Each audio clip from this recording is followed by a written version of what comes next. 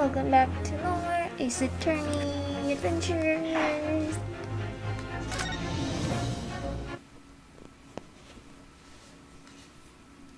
Mic check. Yes.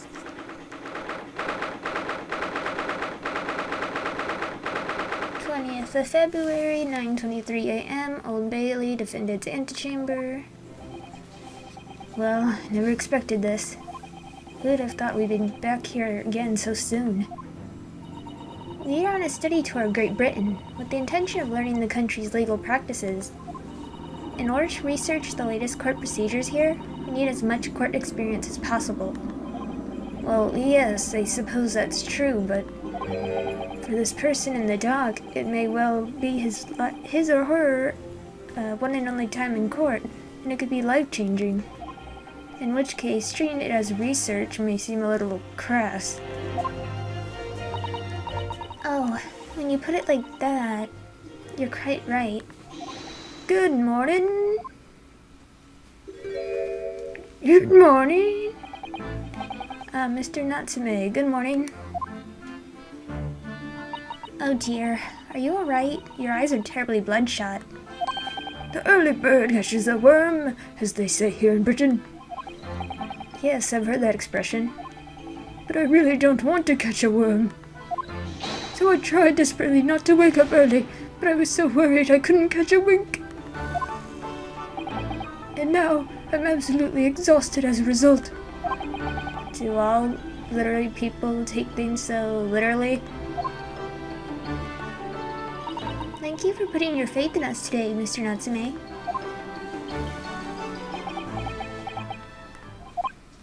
I wish I had 9 lives. My whole future hangs at the balance. I'm too terrified to tremble. Really? Because I can feel tremors in the floor. I can't do this. I can't take it. Although, welcome student Mr. Naruhodo Esquire. Yes? I caught a glimpse of the public gallery as I walked by the courtroom. It looked like the opening night of the opera. There were so many people. I had no idea my case was such a notorious affair here in London. Oh, neither did I. Do you know why that might be, Mrs. Otto? I'm sorry, Mr. Naruhodo, but I have no idea. So that all-knowing look on your face is just coincidence then, is it? Don't hide the truth from me. It's because of the Reaper, isn't it?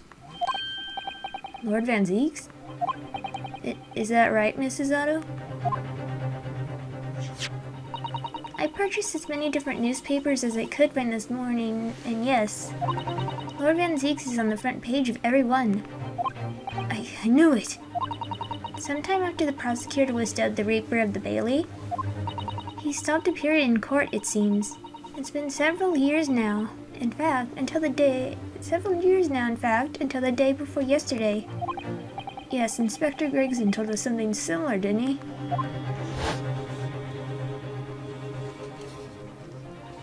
The trial 2 days ago marked Lord Van Zeek's return to the courtroom after a very long hiatus. The trial of Magnus McGilded. What a harrowing experience that was. I believe that appearance made even greater waves here in the capital than today's. But we wouldn't have realized, of course, having only just arrived in the country. Why is the Reaper back in the Bailey so soon for what appears to be a mundane murder? That's the wrong person talking. Let me start over. Why is the Reaper back in the Bailey so soon for what appears to be a mundane murder? That's the question the papers are asking, and they are all speculating various answers. Mundane? Mundane? It's the most significant saga of the century to some of us. Oh dear, I meant no offense, Mr. Natsume, but that is how the papers are describing it. Well, lest we also forget the fact that it could spark an international incident. Obviously, the reappearance of this infamous prosecutor has caught people's attention. But there's another blatant similarity with the trial 2 days ago. Yes, I agree. Welcome, student Mr. Naruhodo Esquire. It's you. Me? Well, I suppose that's true. Both times it is you who stands against this legendary prosecutor. It can only mean that you're friends with the Reaper. Please, I don't rub shoulders with Deathbringers. I'm afraid that there's really only one other explanation. It can only be another example, Mr. Naruhodo, of your uncommon bad luck. Thanks for that. Oh, this is just my luck. Why must I be represented by a man with such a frail fortune? By the least lucky lawyer alive! Well, let's not forget that it was you, Mr. Natsume, who asked me to represent you. Yes, it's true that I'm just a student, new to London, with little in the way of experience or skills or luck. But I promise you this. I will fight your corner until the bitter end, and I'll believe in you, Mr. Natsume. Oh, benevolent locum student, Mr. Naruhodo Esquire. You're not alone here with us, Mr. Natsume. Whatever happens, we will always be on your side. Oh, benevolent non-locum assistant, Miss Mikitoba Esquires. I am in your debt forever. I shall never forget this great kindness for as long as... Mr. Natsume, counsel for the defense. The court session is about to begin. Kindly make your way into the courtroom at once. Alright then, Mr. Natsume, it's time. Let's go. Yes.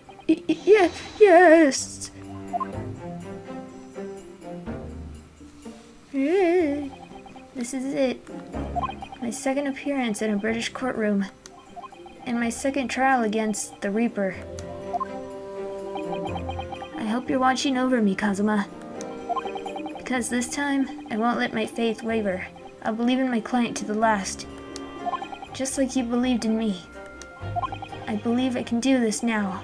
I'm ready for this fight.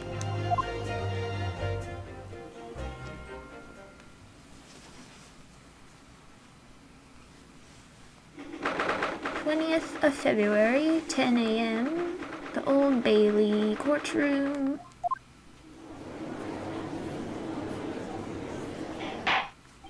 In the name of Her Majesty the Queen, I hereby declare this court to be in session. I now call upon the counsels for the prosecution and defense to declare their willingness to proceed. The prosecution is fully prepared, my lord. My lord.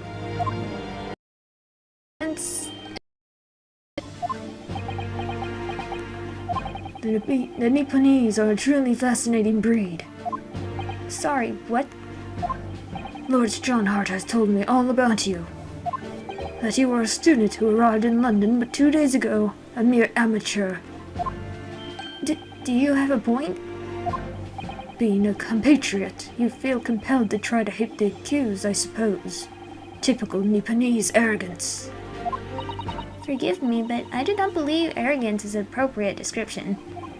Sato-san. After all, at our previous encounter, the defendant was found to be innocent.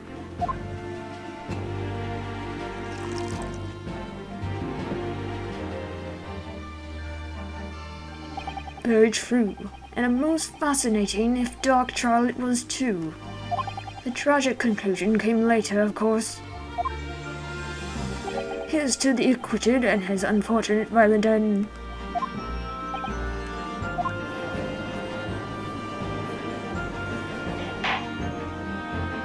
Thank you, counsels. I see both sides are in fine fettle.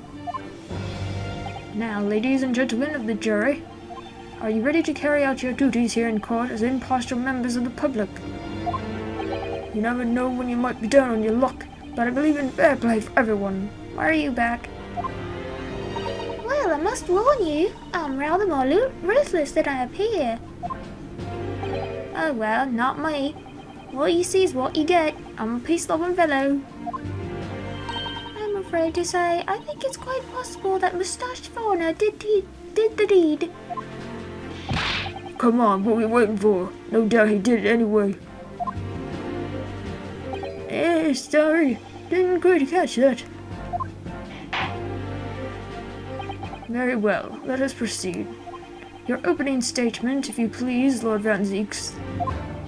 Very recently, Great Britain signed an alliance with the rising power in the Far East. The accused in the dock today is a student from that same land, as a certain Mr. Soseki Natsume. And while our country has extended this foreign student the warmest of welcomes, regrettably, the kindness has not been returned. In fact, the student is accused of the most sinister act of plunging a knife into the back of an innocent woman who was doing nothing but walking down the street. A knife crime? I tell you from bitter experience, those are the worst. Bloody oath they are. Just look at that sallow complexion and short stature. He's one of those dreadful Japanese. Come on, let's get this over with. With me now, everyone. 1, 2, 3. Sorry, didn't quite catch that. Pray, forgive the discourtesy of smashing my hallowed chalice here in this great chamber. Allow me to call the first witness to the stand. Very well. Bailiff, bring the inspector in, please.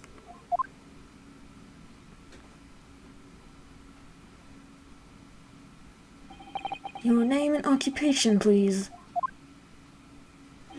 Yes, sir. Tobias Gregson, Detective Inspector at Scotland Yard. Would you please summarize the events of the case for the court, Inspector?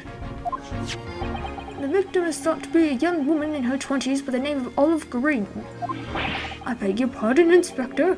Thought to be? Yes, having been stabbed in the back by her attacker's knife, the victim fell unconscious. That was 3 days ago now, and she's been comatose ever since. What? So they don't even know who she is for sure?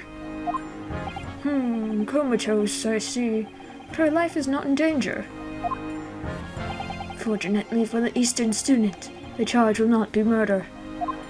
Pray, elaborate on the details, Inspector. Sir, if I could ask everyone to look at the street map. As I mentioned, the incident took place 3 days ago at around 5 in the afternoon. It happened on the pavement running alongside by a road, a wide thoroughfare of horse-drawn vehicles. Bleh. It had not long since stopped snowing as the victim, Miss Green, was walking down the street. Smack. Out of the blue, she was approached from behind by the accused and stabbed in the back. Luckily, the young lady's life was spared, and she is currently being treated in one of the city's hospitals. But being unconscious as she is, we've been unable to take a statement for her, of course. This is the case file with everything we know about the victim so far. Thank you, Inspector. The court will accept the documents as evidence, if you please. Case file. What of the weapon that was used? Sir, I have that here. It was removed from the victim's back. Ouch. That big thing's starting to make me scared to walk down the street now. With a heavy blade like that, almost anybody would have been able to stab the poor woman. Even the scraggly-looking Soseki-san, I suppose. A common or garden jackknife, I would say, rather nondescript. Nondescript. Thank you, Inspector. The court accepts the blade as evidence. Jackknife. Now then, what do we know of the motive? Money or valuables, I presume? From what we can tell by looking at the woman's possessions, it seems like she's a poor student herself. Hard to imagine she would have had anything much worth pinching, my lord. I see. Well, in that case, are we looking at some deep-seated resentment toward the victim? I'm afraid I couldn't say. Apart from visiting second-hand bookshops, the defendant, Mr. Natsume, doesn't appear to get out much. At this moment in time, we haven't been able to establish any sort of connection between him and the victim. Yes! If theft and grievance had been ruled out as a motive, what reason could Mr. Natsume possibly have for stabbing the young woman? Yet you arrested the man in spite of that, in a totally unjustified and heavy-handed way. Objection! Buy a bottle. Pray forgive the discourtesy of flinging a freshly uncorked bottle into the public gallery. But your words have sourced its hollow bouquet. Goddamn. What is you, my learned friend, who has been heavy-handed here? What? Scotland Yard does not arrest people without good cause. That should be beyond question. Inspector Gregson, the prosecution calls for your formal testimony. Explain to the court precisely why the constable came to arrest an Japanese student. Yes, sir.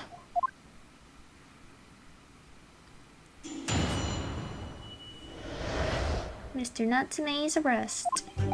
As I said, it was 5 o'clock in the afternoon when the incident occurred, and there was an unusually light fog. Visibility was reasonably good, and there was no one else about but the victim and the accused. Out of the blue, the victim was stabbed from behind and subsequently collapsed on the pavement. The accused ran off, scattering his belongings all over the floor.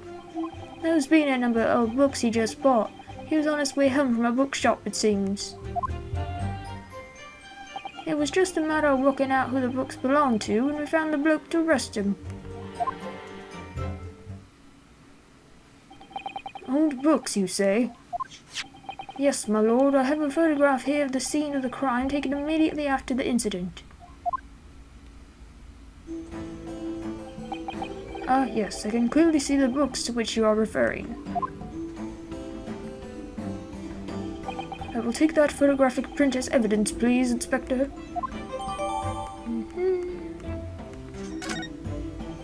You Nipponese are a spineless breed, too cowardly to admit defeat. Denying everything despite overwhelming evidence to the contrary. Well, Forgive me, Lord Van Zeeks, but the defendant is not denying everything, as you put it. What are you doing, Mrs. Otto? Do go on. Mr. Natsume has admitted to playing some part in the incident. Isn't that right, Mr. Naruhodo? Well, now you mention it. When we visited him in the prison yesterday, he did tell us what had all happened.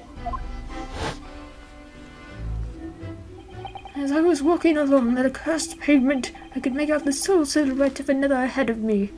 A woman wearing a green overcoat she was, and just as I went to overtake her, she suddenly let out a little scream and collapsed onto the cold, hard slabs of stone at my feet.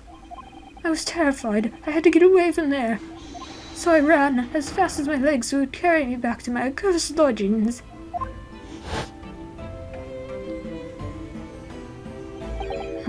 A green overcoat. Well, that's exactly what the woman in the print is wearing. Oh my, a photographic print in full color. What will the world come up with next? The defendant has done nothing more than admit he fled the scene of a terrifying incident. That does not mean he's guilty of the heinous crime of stabbing the woman in the back. There was nobody else there at the time. Just the two of them, the victim and the accused. In other words, there's nobody else who could possibly have stabbed the woman. A fact that the accursed concedes. Accused concedes. Indeed. It seems this cross-examination can prove to be pivotal, Consul. Proceed, please. Yes, my lord. Nothing for it. I have to use this cross-examination to turn the tables here. It's our only chance. Ding. As I said, 5 o'clock. Yeah. Visibility.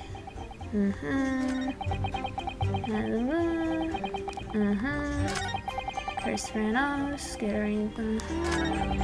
Seen a number of books.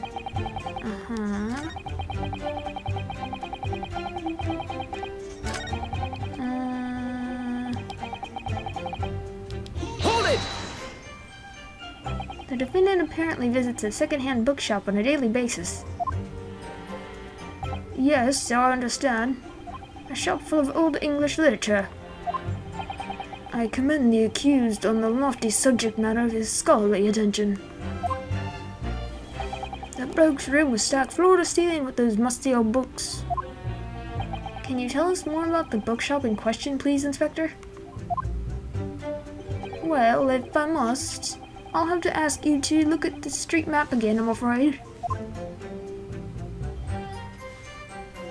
The closest second-hand bookshop to the accused's origins is this place here, Bourbon Books.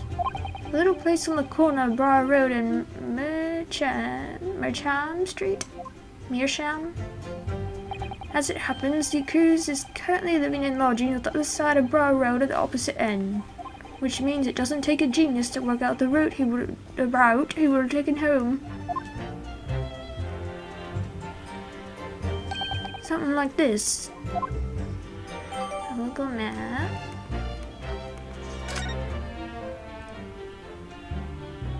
Yes, I concur with your conclusion, Inspector. The defendant would certainly have passed the scene of the crime on his way home from that particular shop. Mr. Naruhodo, I think that what the inspector just told us could turn out to be of vital importance. Yes, I agree. The most important point the inspector just made being...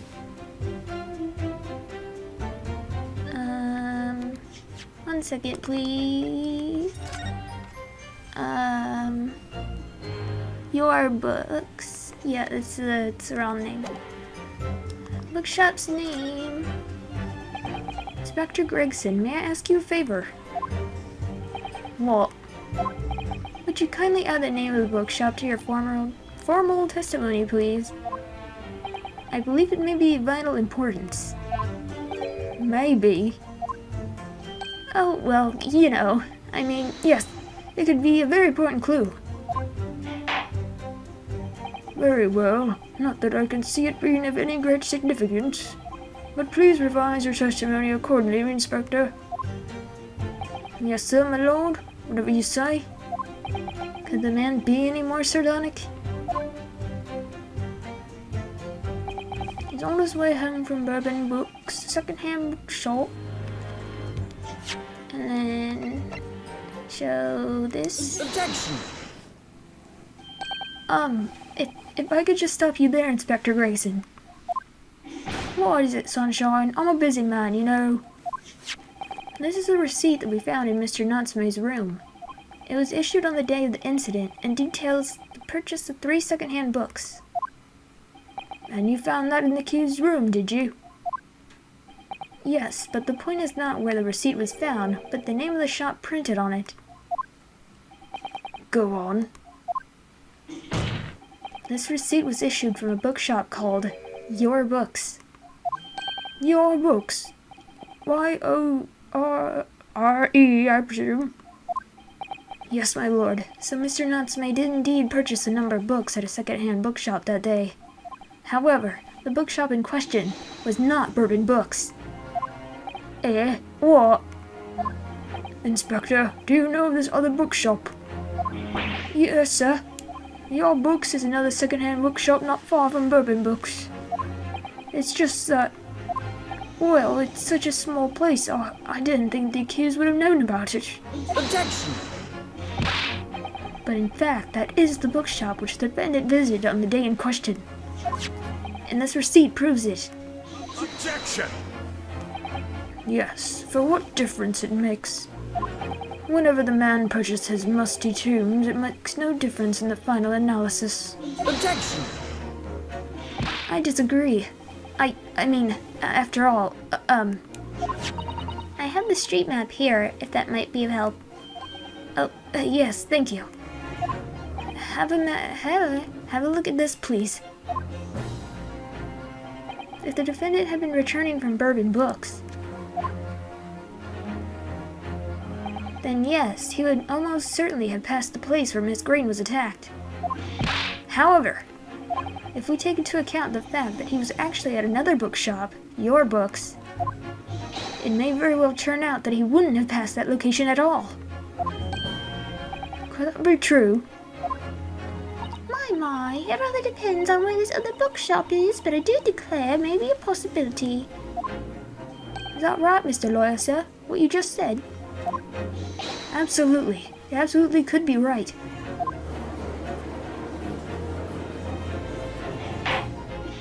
Inspector Gregson, where is this your books establishment? Well, obviously we looked into that. It turns out that your books is just here the next corner, Mersham Street going east.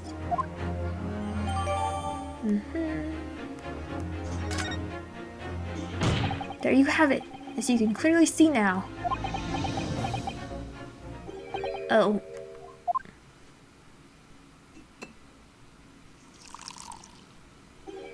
My lonely Penny's friend is obviously in training to be a clown, the way he regales us with such witticisms. To your future career in the circus.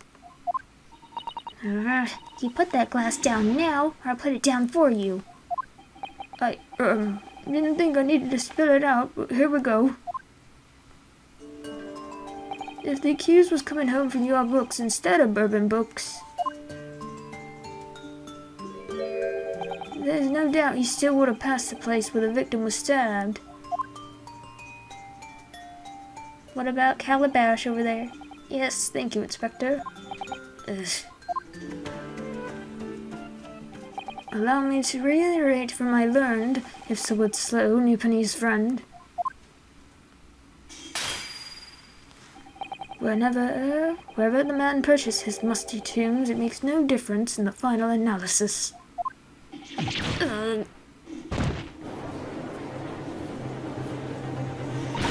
As I suspected, you can't fool me, and I don't suggest you try. What did I say? I've had enough of this now. Beg your pardon, terribly sorry, but would you mind repeating that? Mr. Naruhodo, you mustn't give up. What do you mean? If the prosecution's assertion is correct, the members of the jury may very well decide that Mr. Natsume is guilty. She's absolutely right. We must consider the assertion just put forward by the prosecution very, very carefully. He claims Soseki-san must have passed the location of the incident on his way home from your books, but... Objection! The assertion just made by the prosecution is fundamentally flawed. Explain yourself, counsel. Yes, my lord. You can see what I mean on this map. When returning from your books to his lodgings, Mr. Natsume could have followed the route suggested by the prosecution. However, that isn't the only conceivable route to take between the two places.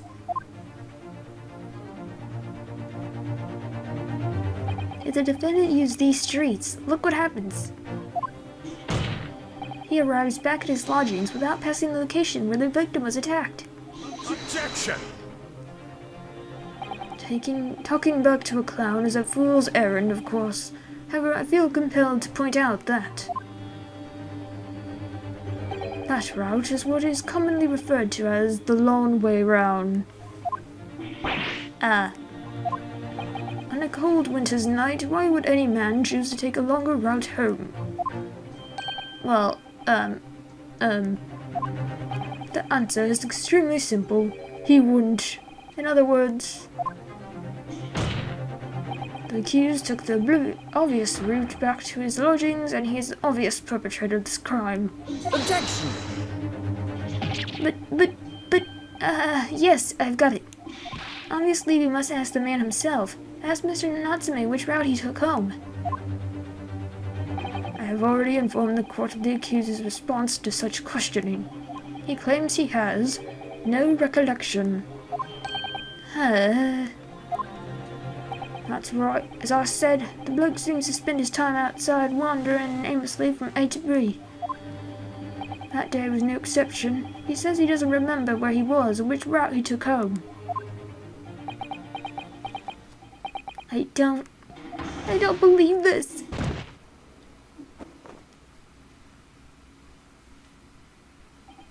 I thank you, my learned friend, and suggest that we do not waste any more of the court's time by wandering aimlessly around this subject. Pray, what say you insightful jurors? even if that is the case, the defense still...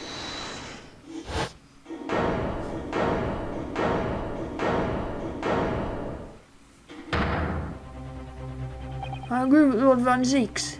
Wholeheartedly in every way. What? I don't believe it.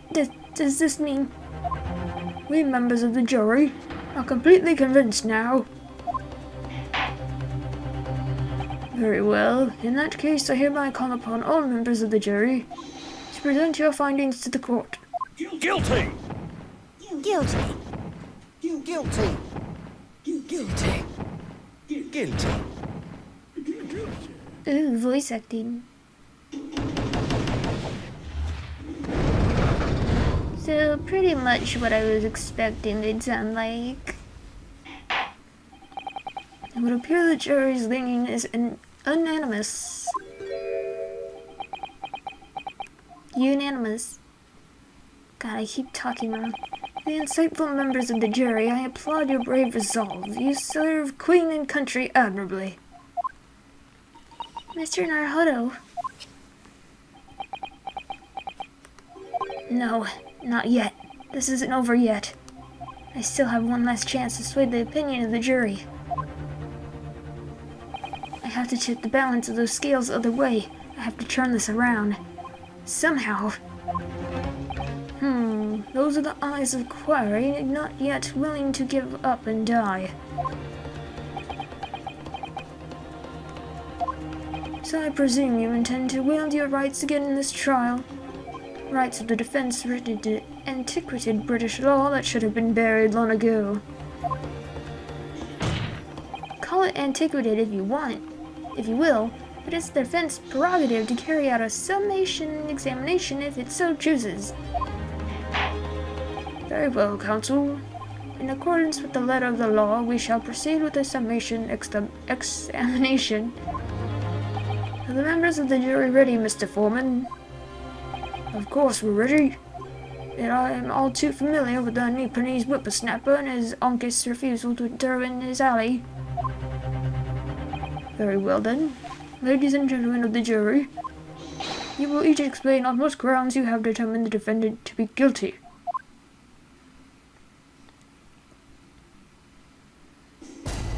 Judicial finding. The jurors' contentions.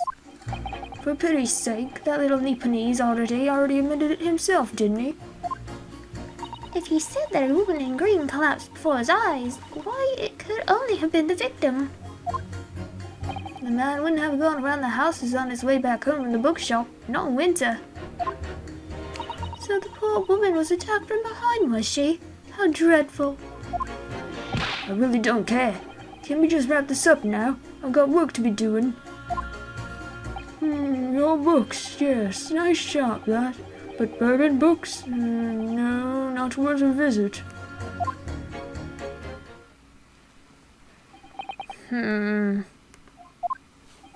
With only minor exceptions, the reasons for finding the defendant guilty are all too clear.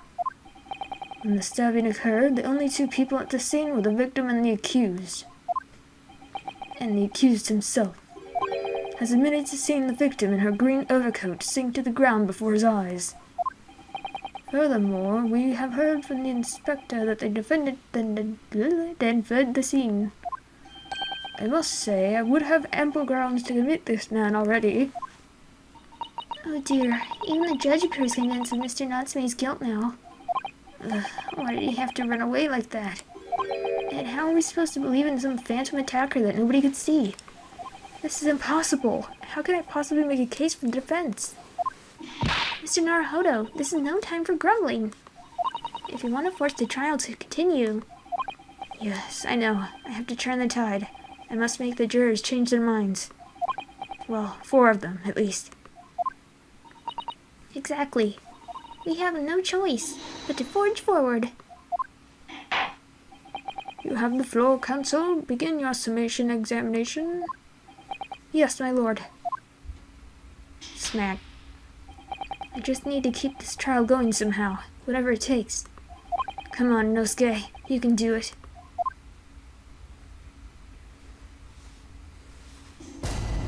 Jury examination! The defense rebuttal. He's sake then.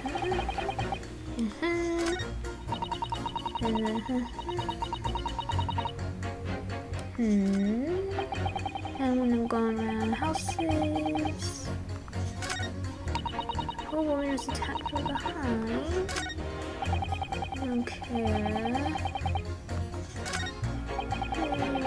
Oops.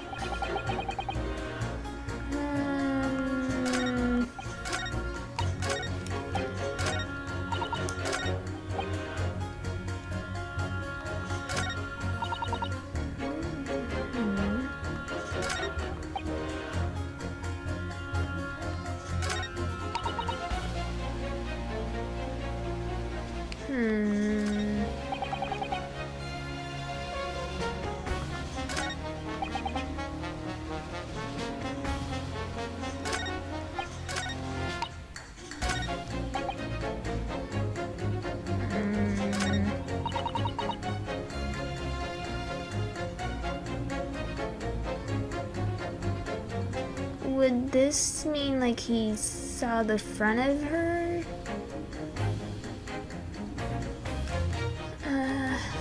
Hold on. Incident details. Young woman rendered unconscious following a stab wound in the back. Korean female, short build, early 20s. Pavement. Roll you beat. Her victim.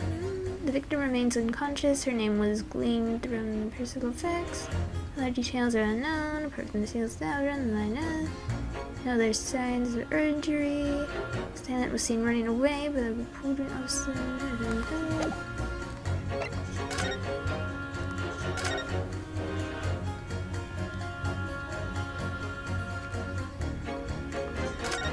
Kind of a dull tip there. No, go back.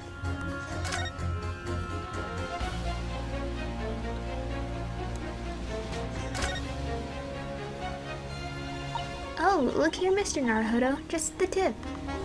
A small piece of blade appears to be missing. You're right. Well spotted, Mrs. Otto. I wonder what could have happened to it.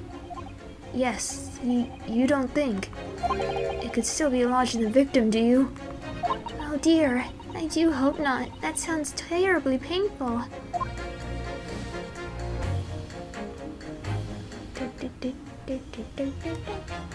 I guess that's it for this thing. Wait.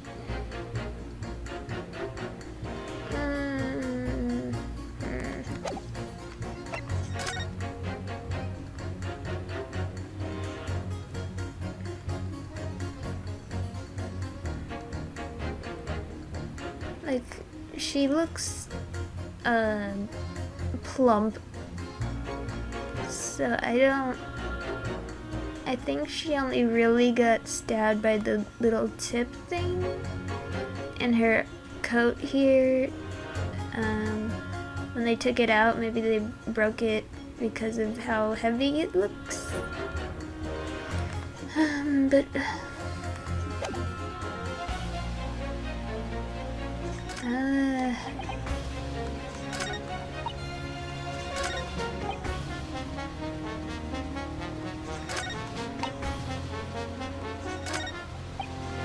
number 5 is nothing. I guess 3 and 6? Shut up, car.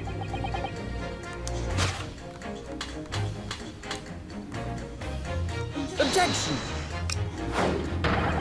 Those two statements clearly contradict each other. Hold it! Sorry, but it's forward of the jury. Goddamn. What?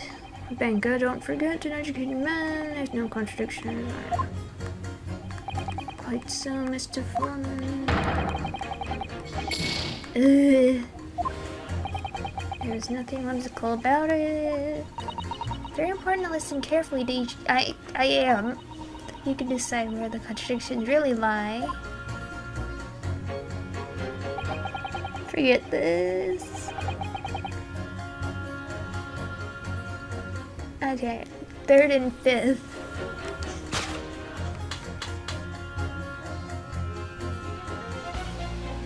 But why? Objection! Hold it! What?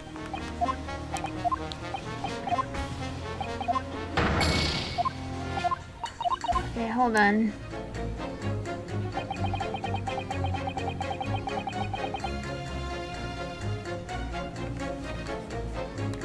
Oh, right, we can press them. God dang it. Okay. Hold it!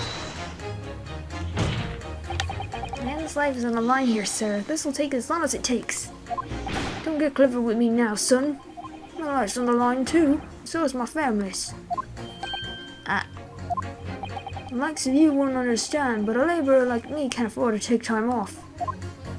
If I don't work, I don't eat, and neither do my wife and kids. Oh, I see. That must be very hard. I go to the union every morning to find out what needs doing. If you're late and the work's taken, it's tough. This time of year, there's water and gas supply pipes bursting left, right, and centre. They have to cheap labour to get the roads dug up to fix it. It's a hard slog from dawn to dusk, it is. So, you were out digging up the roads on the day of the incident as well, were you? That's right. In fact, if I remember rightly, it was just round the corner from where it all happened. By that old bookshop it was. What? Another coincidence? That's right. Mersham Street it was. Mersham Street. On the map, Mr. Naruhodo, there are only 3 named streets. Juror number 5, I need you to add that information to your formal statement, please. What's the point in that? Can't we just get this business over with now? Please, sir, it's important. Fine, I'll do it then. On the day it happened, I was digging up Merchant Street from dawn till dusk. Okay, now do I pit them against each other? Mr. Guide? Yes.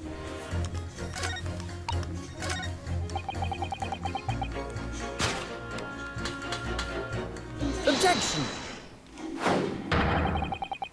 Those two statements are clearly at odds with one another. At odds, counsel, explain yourself. Please, don't point, it wasn't me, I swear. What? I just want to get this done and dusted. Well, juror number 3. Oh, me, sir? What do you mean? Juror number 5's words just now are extremely significant. Let's take a moment to consider the implications of what's been said on our map of the local area. On the day in question, Mr. Natsume visited this bookshop to purchase a number of second-hand books.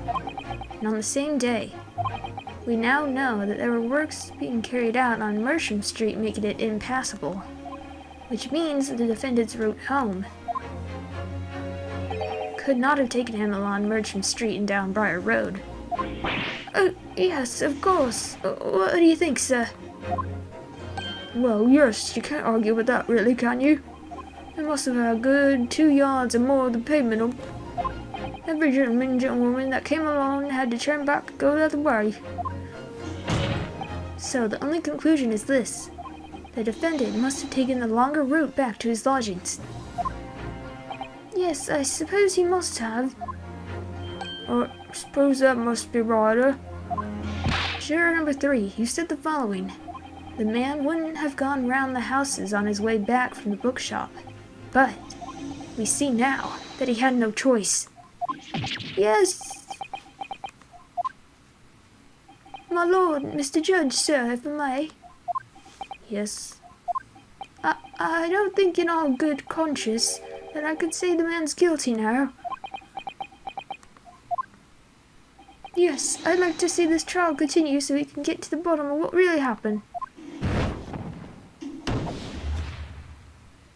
Hopefully I can figure out the rest of this on my own.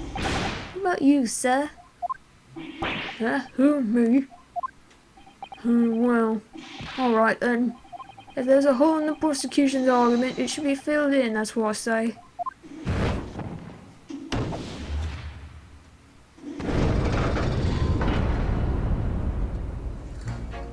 Oh, well done, Mr. Naruhodo. That was wonderful.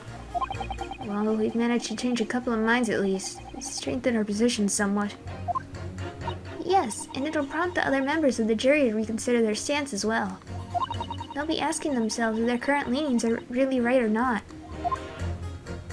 Now, if we could just identify one more clue or discrepancy, that would make them stop doubting Mr. Natsume. We might be able to tip the balance completely. Yes, that's exactly what we gotta do. Dan Zeeks is looking to bring this trial to an early conclusion. That's what we have to prevent. By whatever means necessary, have at our disposal. Thank you, Counsel. On with the summation examination, please. Yes, my lord. I have to say, not guilty at this point. I can see where the trial goes for me. Okay.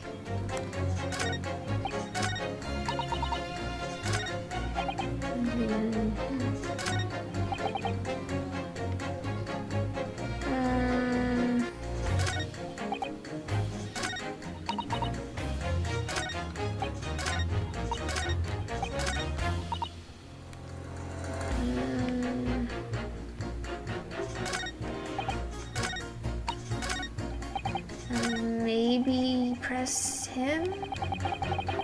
Hold it! Sorry. Fold, did you say? Fold what? No, what I said was hold it. What I wanted to ask was, do you visit your books often? I like the old books they have in there, yes. I enjoy reading them over a nice cup of old tea. That's my daily routine, you see. Same thing every day, including the day you're all talking about. And at what time did you visit your books on the day in question? Well, I was picking up books in there all afternoon, and it would have been just before 5 that I left. That's my daily routine, you see. Same thing every day, including the day you're all talking about. Just before 5, you say? Exactly when the victim was attacked. Are you sure about that time? Oh, yes, no mistake there. I remember it well. I'm not about to forget that day in a hurry. Not after the dreadful time I had. What do you mean? Well, I was walking down Calabash Road when I slipped on ice and donked my head. It's always worse after the snow stopped falling. That's when it's most slippery. Knocked myself clean out, I did. I really thought my number was up. Wait a minute. Let me get this straight. This happened on Calabash Road. That's right. I live in Compot, you see? Heading down Calabash Road is the quickest way for me to get back from your books. Juror number 6, I must insist that you add that information to your formal statement. It may very well be extremely significant. Oh, I'm sorry. Extremely sick. No, I'm quite alright now. Okay, so now I can use the woman. It's like, oh, green, and obviously must be the woman. You changed 2 of the jurors' minds, Mr. Naruhodo. Yes, just 2 more to go. Lower the finishing blow now. It's time to turn the tables here. Wish I knew how to do a Suzato takedown. I suppose words will have to suffice for now. You slipped on the ice, I did. Okay. I slipped over that evening, yes. Woman. Yes. Objection! Those two statements clearly show a flaw in the juror's reasoning. A flaw? What are you talking about, counsel? Well, juror number 2, juror number 6. Why, whatever do you mean, sir? I think perhaps the old man didn't hear you. Unbelievable. It's not like I was loud or anything. There is at least one fact of which we can be sure here. The bookshop receipt found in the defendant's room clearly indicates that on the day of the attack, he had been to your books and purchased a number of second-hand titles. He then returned home on foot. But the man says he has no recollection of his return journey. That's correct. But what he does remember is seeing someone appear in front of him on the way. Someone in a green overcoat, who suddenly collapsed on the pavement before his eyes. Yes, we are well aware of all this. The poor young woman who was stabbed, obviously. Objection! Can we really be sure of that, madam? My, whatever do you mean? I'm sure you heard juror number 6's account of what happened to him that day. The same afternoon, there was somebody else apart from the victim, who was wearing a green overcoat and who fell over on the icy streets in the neighborhood. Oh my! My goodness, you mean? That's right. I'm referring, of course, to hard of hearing juror number 6. Are you really suggesting that the person in the green overcoat whom the defendant saw collapse in front of his eyes was that jolly old gentleman on the end of the bench here with me today? That is entirely possible, yes. After all, the old man was a somewhat similar build to the victim. Well, look at that. My goodness me! Sorry, you need a pee. And crucially, we know precisely where the old man in the green overcoat fell. On Calabash Road. Therefore, if the person who Mr. Natsume saw collapsing in front of him was in fact juror number 6, it means the defendant must have taken the long route back to his lodgings. And if that's true, then clearly the crime scene on Briar Road where the woman was stabbed was not on his way home. Oh my! You idiot, old man, if you hadn't been so daft as to be roaming around there, you'd have boxed this off hours ago. And really, what were you thinking wearing such a befuddling coat? What did you say to me? It's a crime for an elderly to walk the streets these days. Is it a crime to slip over on the ice? Is it a crime to keep up with the latest styles and wear a beautiful green overcoat, is it?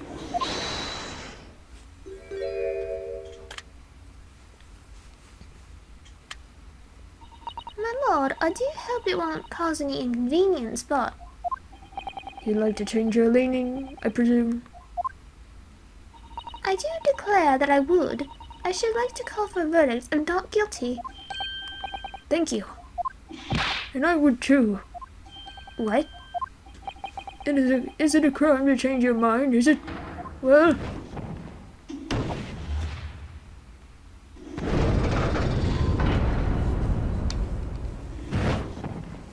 Smack.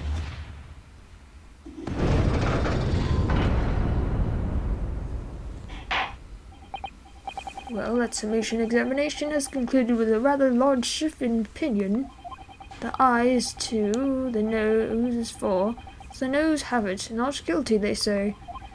Which means we no longer have a consensus among the members of the jury. The trial will continue. Objection!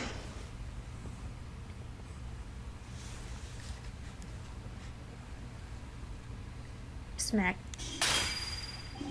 Could it seem churlish of me to drink from my hallowed chalice moments after raising an objection? Only to crush it in disgust. Pray forgive the discourtesy.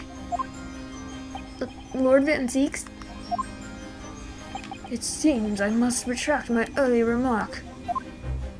What do you mean? I mistakenly credited these jurors with intelligence by describing them as insightful. Yet we have just witnessed them falling from a cheap trick performed by an Eastern entertainer. Whatever do you mean? Objection! I haven't tricked anyone. Everything I've said is the truth. Indeed. Saboteur number 5 was undoubtedly repairing the road as he claims. I believe you said it was a good 2 yards of the pavement which you have excavated, sir. That's right, took me the whole day and they paid me a measly tuppence for it. Now, my learned Japanese friend, tell me, do you have any notion of the distance that 2 yards represents?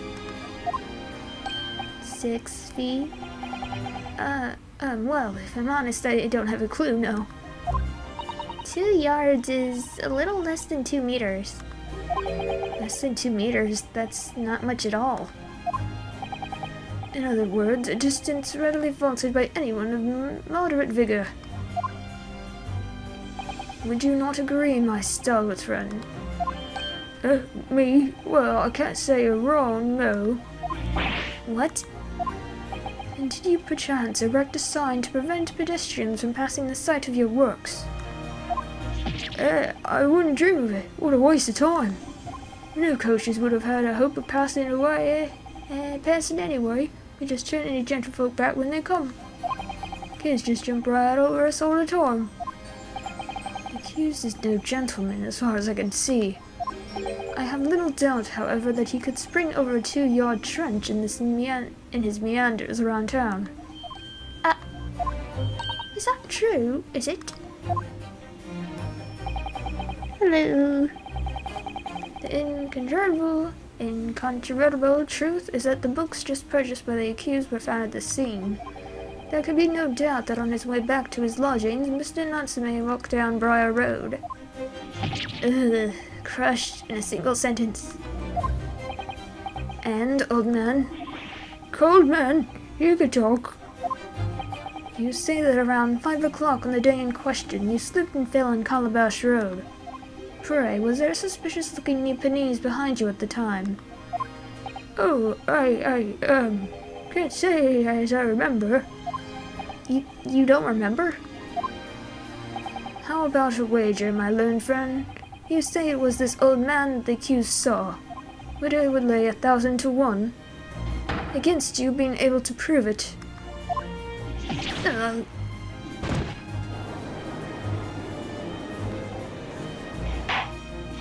Order! Lord Van Zeeks, explain yourself. My lord, if you had such a trenchant argument up your sleeve, why in the world did you not proffer it during the summation examination? I wanted to give this young foreign student the sightseeing experience he no doubt came for. I wanted him to see for himself how the opinion of the jury is so readily swayed. But my hospitality has its limits, and they have been reached, I feel. Up, keeps coming off. So, my learned friend, today's sightseeing tour of London is now over. What are you talking about? My lord, the prosecution requests permission to call its next witnesses to the stand. Granted. Bailiff, bring forth the witnesses. Its next witnesses? Mr. Naruhodo, do you not remember? We've been told on several occasions that there are eyewitnesses to the incident. Yes, I remember. One of them being a Scotland Yard policeman, no less. I'm afraid that's likely to be the prosecution's next witness. Alright, no matter who Van Zeeks brings to the stand as his witnesses, no matter what they say, I believe in Soseki-san. I know he's innocent. And I'll keep believing to the very end, till this battle is over.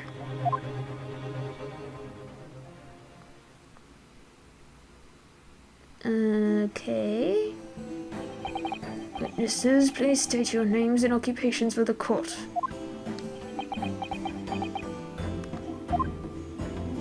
Smack. Constable Roy Beach, sir. Nothing to report on the street, sir. And I'm Mrs. Beat. Patricia's my name. I'm proud to say I'm this young town hero's wife. You look like children. What's the story here? Well, in truth, we're not being married long. In fact, we celebrated our first anniversary only the other day. No, it was your husband I was asking about. He seems tired. Hardly surprising. Whilst being an honorable occupation, patrolling the beach is the most demanding work in the world. Oh, really? I'm sure I've heard that before, actually. Indeed, apart from rare days off, our gallant officers trudge some 20 miles a day, you know. They patrol boarding houses and pubs, collect taxes, survey the streets, check the meters are reading true, and they're responsible for keeping the streets clean and lighting and extinguishing our streetlights. They're a number of items on that list that don't sound much like policing duties at all. I wouldn't just be falling asleep on my feet, I'd have collapsed long ago. But it goes without saying that a policeman's primary duty is the apprehension of criminals. Even when he's off duty, a constable is expected to investigate and resolve any crimes on his beat. But the London Bobby is a man of honor. And a man of slumber. On the day in question, this man and his wife were walking down Briar Road in the opposite direction, and they witnessed the incident as it occurred. Is that not correct, Mr. and Mrs. Beat? That's right, sir. Isn't it, Rolly? Constable Rory Beat, sir. Nothing to put on the street, sir. What a great witness he's gonna be. Very good. I'd like to hear your formal testimonies now, please. You will tell the court exactly what you saw on the afternoon of the incident. Yes, sir.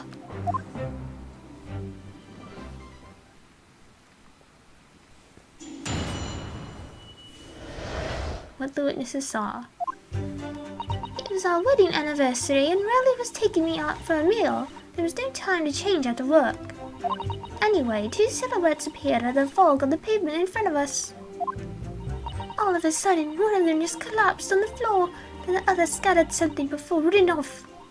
We ran straight over, of course, and then went for help at a nearby police box. It was definitely that Japanese man on the dock. Rolly and I both saw him as clear as day. Are you sure about that? Well, this is extremely compelling testimony, I must say.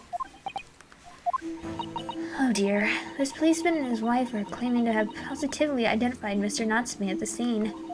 If their testimony is true, the alternative course of events that you establish in the summation examination will be quashed. It's death knell, in fact. Because that alternative was never viable in the first place. What an unfortunate bechancing. And on your wedding anniversary, too. Oh, I know, but I still managed to go out for the evening with my man. I thank the Lord for that.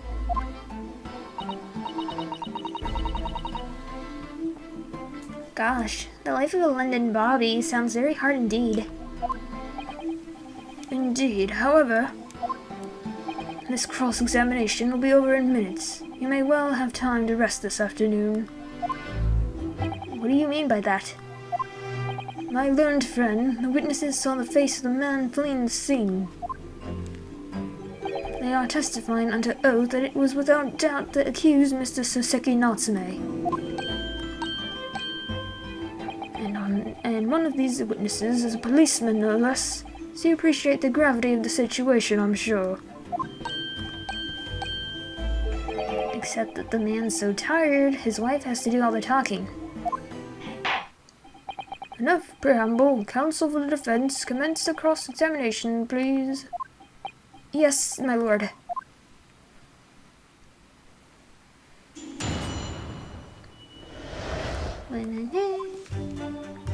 It's our wedding.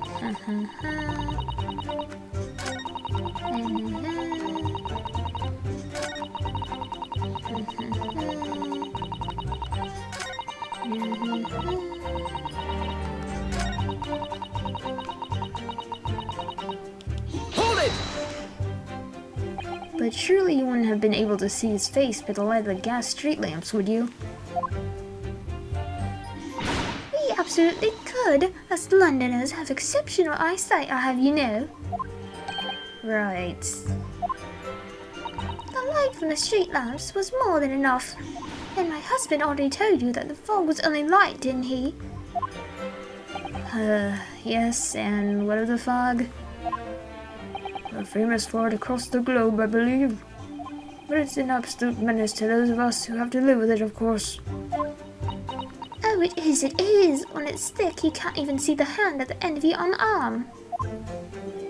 Yes, alright, I take your point. Now, could you stop shaking your husband about? That constant fog makes our eyes very sharp, you see. That's why we can tell you for sure and certain that it was a little Japanese man we saw. Can't we, darling?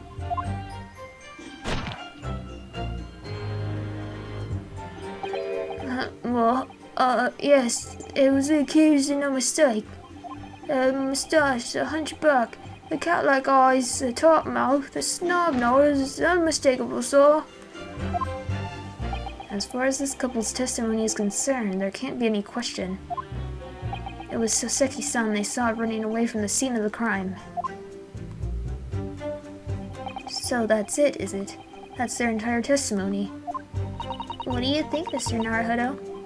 Well, I hate to admit it, but on hearing the testimony, it really does seem as though Mr. and Mrs. Beat saw what they really saw. Mr. Natsume running away from the scene on Briar Road that day. Yes, I feel the same. So if that's true, where does it leave us? The members of the jury are sure to call for a guilty verdict after this testimony. Oh no, then what do we do? If Kazuma-sama were here, What are you trying to say? I think he would try to find a contradiction somewhere else within their testimony. What do you mean, somewhere else?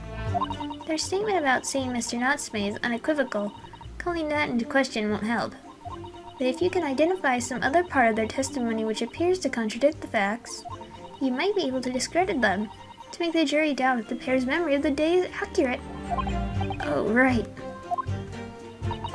Put simply, we must focus on finding a discrepancy in these statements somewhere. If we don't, I'm afraid the trial may reach an early and unfavorable conclusion. Why do I always seem to be so up against it? Alright. Yes, two silhouettes.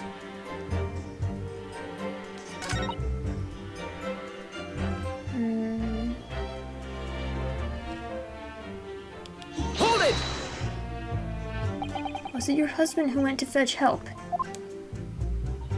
No, I went. I may not be a police officer myself, but I am the proud wife of one after all. Isn't that right, my darling?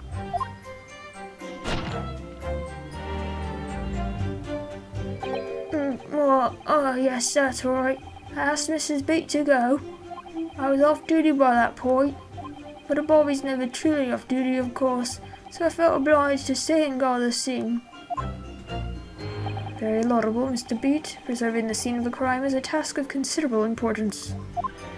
That's why I sent Patricia, you see. Told her where to find the right police box. Forgive my ignorance, but what do you mean exactly by the right police box? Depends on a crime's location, you see, as to who deals with it. Where the woman was stabbed wasn't actually on my beat. So I told Patricia the way to the police box for the beat the incident fell under so she could go and report it. I ran there as quickly as I could and asked for help from the Bobby on duty. There's nothing more potent than a young couple in love working together, you know.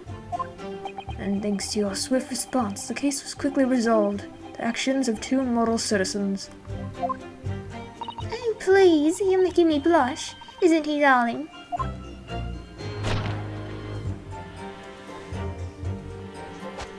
Yes, sir. What Patricia said, sir. Let's move on, shall we? Okay, that didn't help.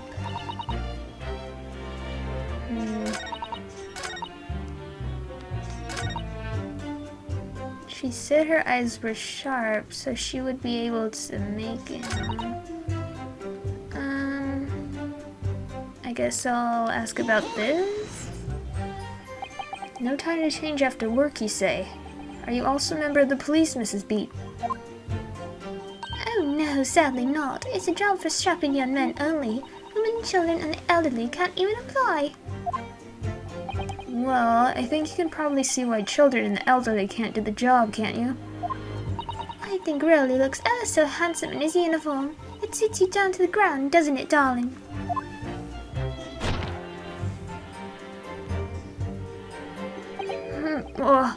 I just finished my beat. Pat and I were heading back to the station. I was actually planning on getting changed there. Is he talking in his sleep? This is creepy. No, really, I much prefer you in uniform.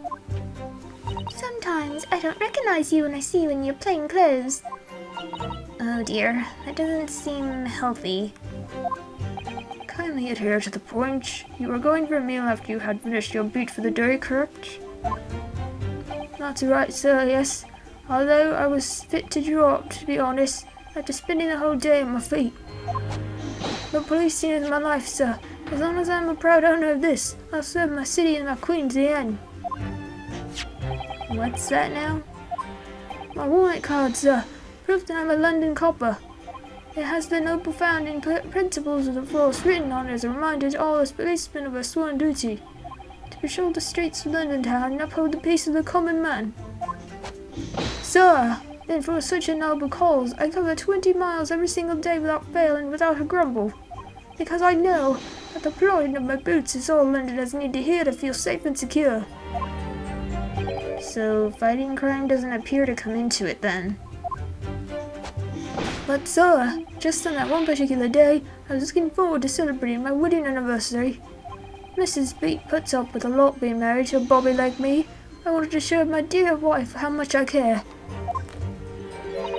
Oh, Pat. Oh, really? Oh, what a charming couple. Their young love is such a joy to behold. If a little over the top, perhaps? And then, kindly describe what happened next. Alright. Mr. Lawyer, sir, could I ask you something? Oh, yes, of course. What is it? Well, you keep asking us all these questions about everything we told you, so... It seems like you don't believe our testimony. Is that right, is it? Well, out with it. What? No. Oh, no, it's really not that at all. My husband's a policeman, remember? And nobody saw. I remember every last detail. Everything.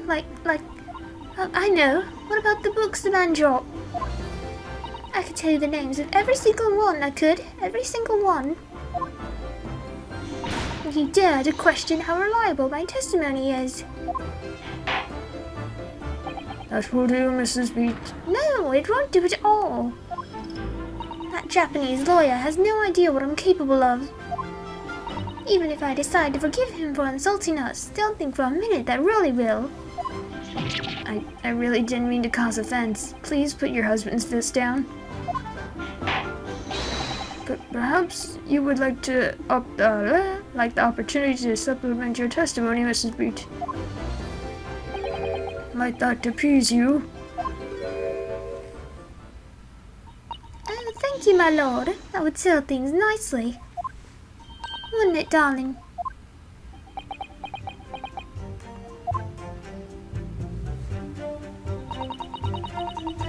Okay. Hold on a second. Let's look at... Oh, I thought he gave me his little... Hold it! Yes, we know that there were books dropped at the scene of the crime, as you say. Those purchased by the accused at the nearby second-hand bookshop on the day in question. After I'd been to the police box for help, I decided to have a good look over the area for good measure. I'm a proud policeman's wife after all. I did it for Rolly. And what was your husband doing at the time? Oh, he was lying face down in the snow, getting some well-deserved rest.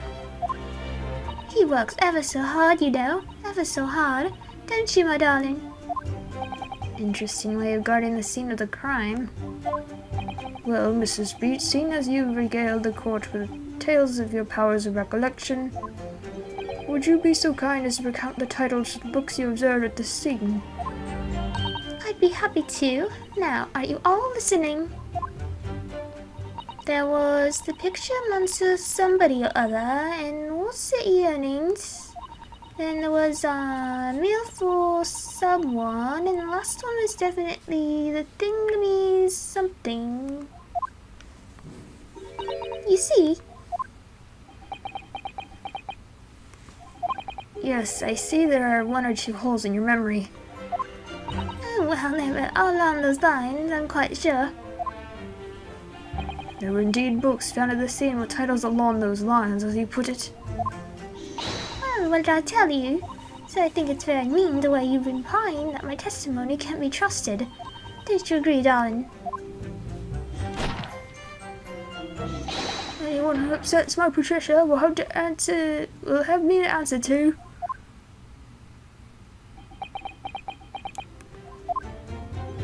Terrifying. Yes, she really is. So that's it. Ba ba ba ba. Ba ba ba ba ba. Ba ba ba. Ba ba ba ba. Ba ba ba ba ba ba ba ba. Let me see the books.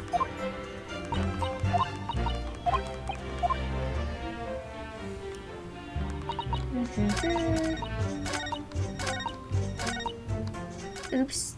Damn it.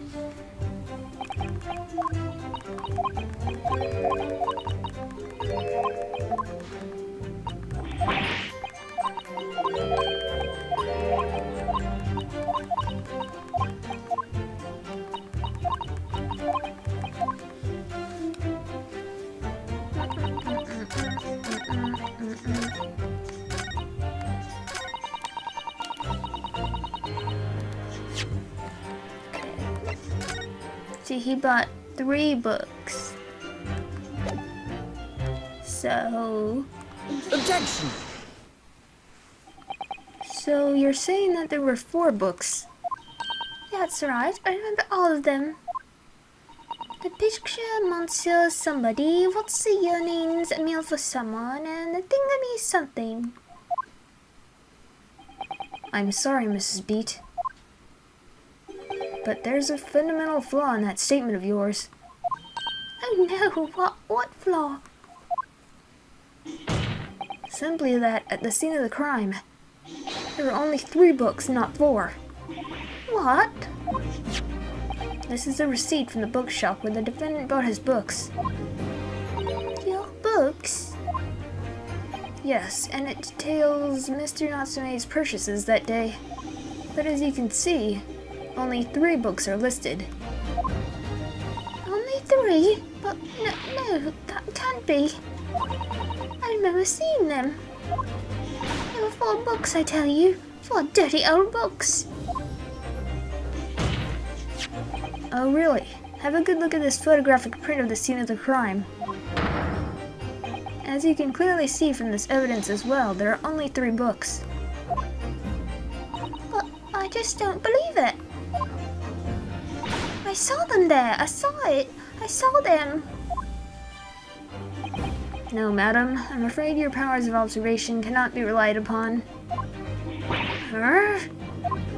So it cannot be denied that though you say it was the defendant you saw, you could very well be mistaken. Oh no. Oh no.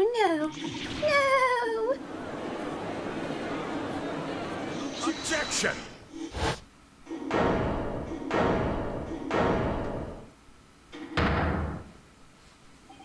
It's plainly evident that it is your powers of deduction that cannot be relied upon, my learned Nipponese friend. What? What cannot be denied is that these 2 witnesses saw the accused running from the scene. A fact that you know very well you have no hope of disproving. So you've striven to avert attention from that by dint of inconsequential discrepancies. Would that be fair? He sees right through me. But your plan has somewhat recoiled against you. What are you talking about? It's quite simple. Let me explain with a toast. To the policeman's wife in her entirely accurate testimony in every respect. Oh, You see, the matter is not up for debate. At the scene on Briar Road, a total of 4 books were most definitely found. Objection! But what about the photographic print? It only shows 3 books. Quite right. Only 3 can be seen in that print. That print? You mean to say... Allow me to present another, one that shows the victim's hand. Dum-dum. I don't believe it. It's the fourth book. As you will observe, the fourth book was hidden from view in the original print by the victim's torso. No. No!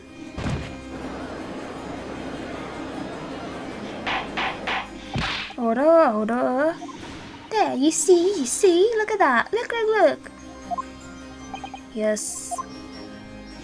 It's just like I said, isn't it, my darling? Yes, sir. Patricia's always right, sir.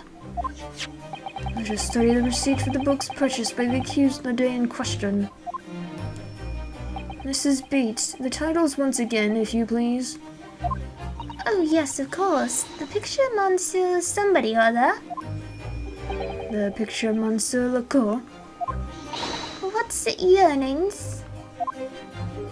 Canterbury yearnings. A meal for someone. A meal for Gabro, in fact. As the court has just heard, the witness remembers the book's titles flawlessly, save for a few minor details. Mrs. Beats' power of recollection can only be described as exceptional. Did you hear that, really? The gentleman paid me a compliment. Yes, sir. Flawless, sir. Patricia is flawless. But there are only 3 books on the receipt, and Mrs. Beat mentioned 4. There's nothing surprising about that. Clearly the 4th book is that which shown in the photographic print. I'm sorry, counsel, but does that not seem odd? Why should the 4th book be omitted from the receipt? It's not odd at all, my lord. As the photograph clearly shows, the 4th book was found in the victim's clutches. In other words, it belongs to the victim. The victim was holding her own book? I wonder, what became of that 4th book? Obviously, it wasn't overlooked by the investigating officers at Scotland Yard. I have it here as evidence. You will submit that in the aforementioned photographic print to the court, please, counsel. My pleasure, my lord. Second crime. 4th book. Lion's Pride. Prosecution rests. I have nothing further to add. What? You seem surprised, my learned friend. But your resistance until now has been in vain. Entertaining, yes, but futile. The spurious longer route to the accused's lodgings that you tried to establish in your summation examination, and the attempted discrediting of the witness's power of recollection in your cross-examination. Futile? I walked right into this, didn't I? You see, everything you said is true. Isn't that right, my darling? Yes, Pat. Marry me, Pat. So, perhaps the ladies and gentlemen of the jury would like to reconsider their positions. Should the court waste any more time on this Nipponese travesty? Or is the decision you have to make all too apparent already? Let me look at this stuff. The Lion's Pride.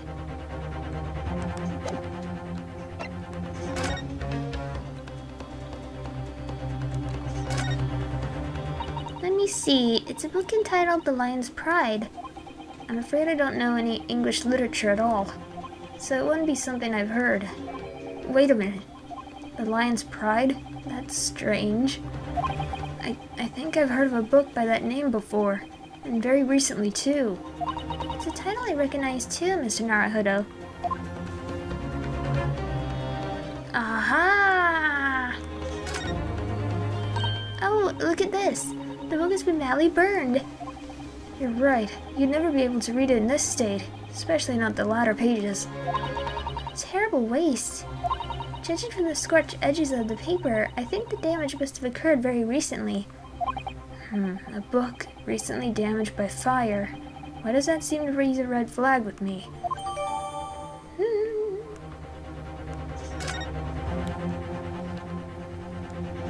Okay, the that's probably it for this.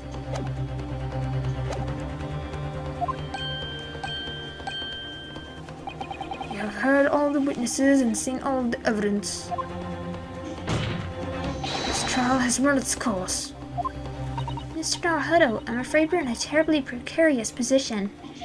I know, but If I fight back in the wrong way now, I could very well just make matters worse. Think, Renosuke, think. What do you do now? Objection! I'm not done yet. No, my learned friend, it's over. That last cross-examination was your final chance to establish a credible defense, and you failed. The die has been cast. There's no more room for debate. Well, it might be over as far as you're concerned, but... I can't think of what to say.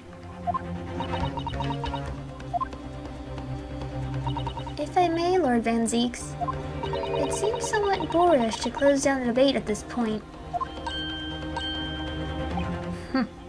Your insignificant little Eastern Isle must be a lawless hull indeed. For a lowly judicial assistant to have the audacity to intervene at a moment like this. Oh.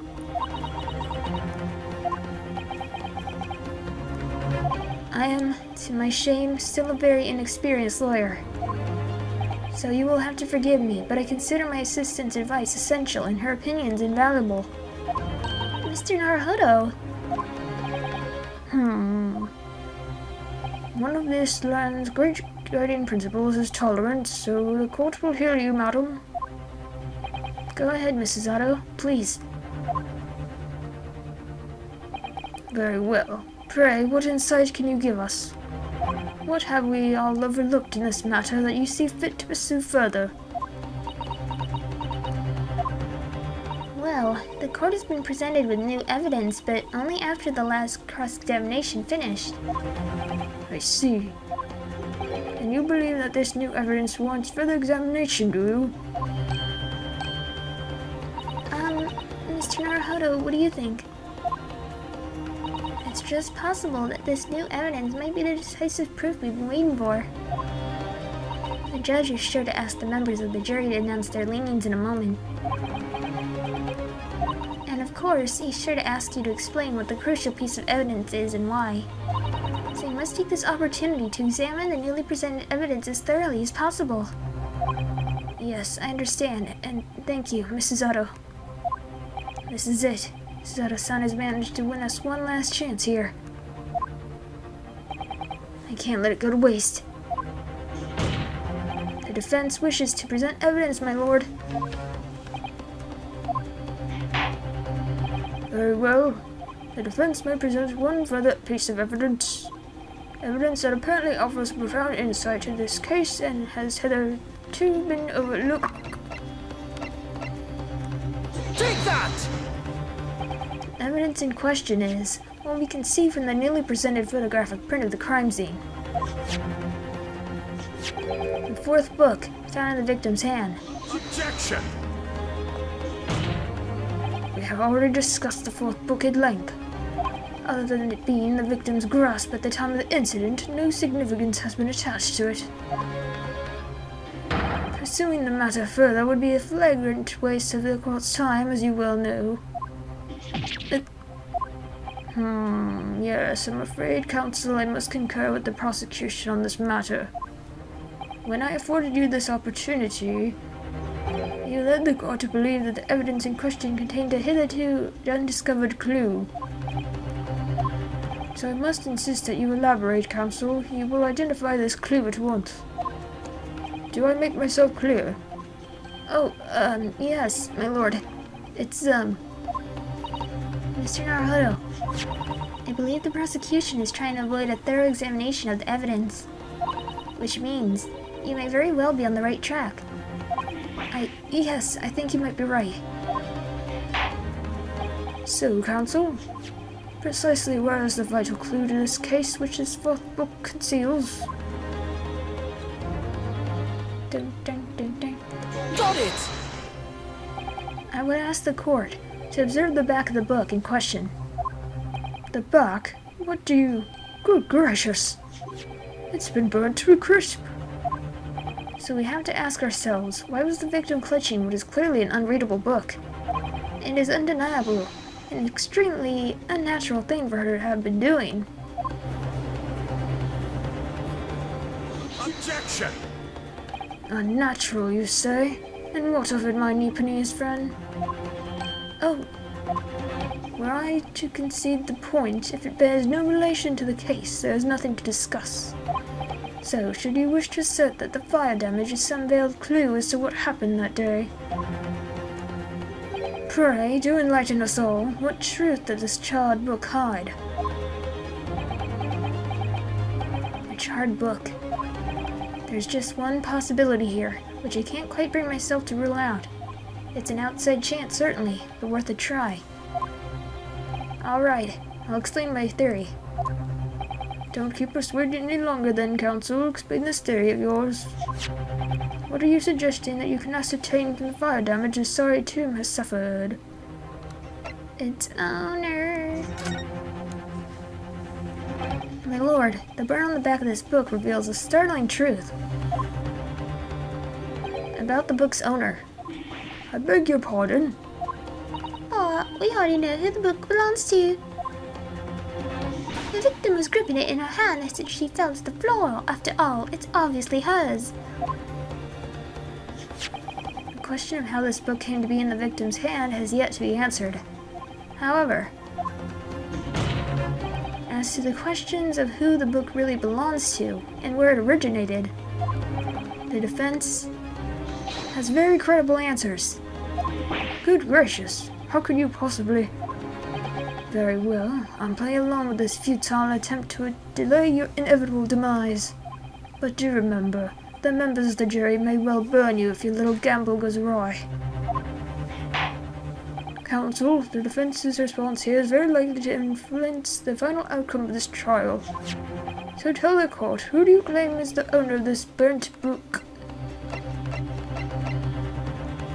Take that! The answer is that book belongs to the couple who own the house where the defendant had his lodgings. A certain Mr. and Mrs. Girdab. The landlords? And whether this is some extraordinary coincidence or some kind of fate at work, I don't know, but... Of all the people in London, one of the 6 chosen for jury during duty at this courtroom today is none other than Miss Girdab herself. Oh my goodness. Me? I think you must be mistaken, sir. I'm not Mr. Gaddard's wife. I'm his maid.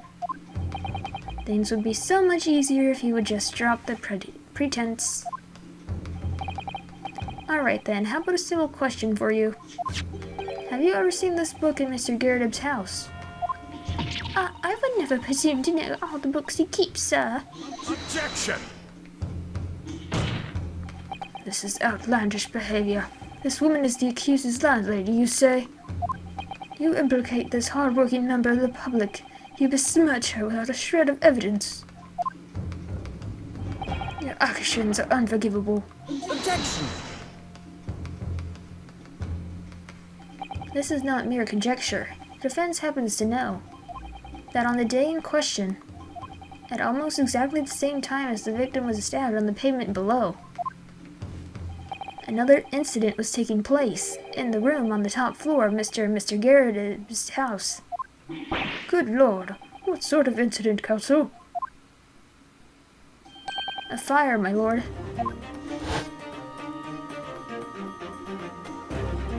Afraid to say it was. Happened in the blink of an eye, you know.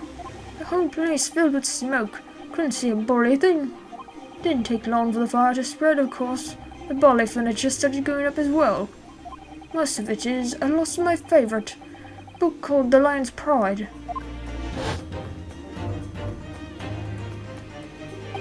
The Lion's Pride. By Jove, the very same title that the subject of this debate. Oh dear me. Objection! This is risible.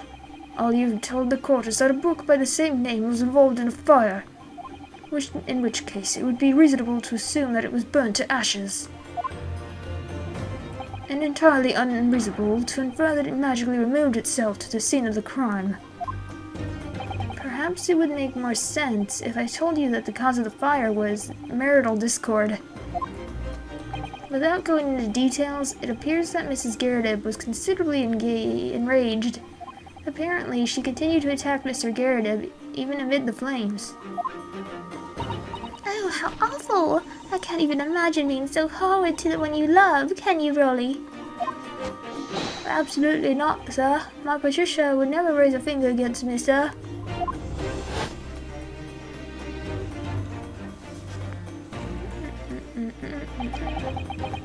Had all my favorite old novels in that case. But as soon as the fire got hold of them, that was it. Whoosh, up in smoke. Then the wife started hurling things at me. There was I back up against the window and a heavy enemy fire. Incidentally, books incoming 10 to the dozen.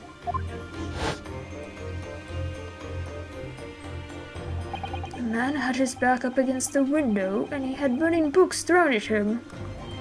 Goodness gracious, are you suggesting that the book was thrown through a window and landed coincidentally at the scene of the crime?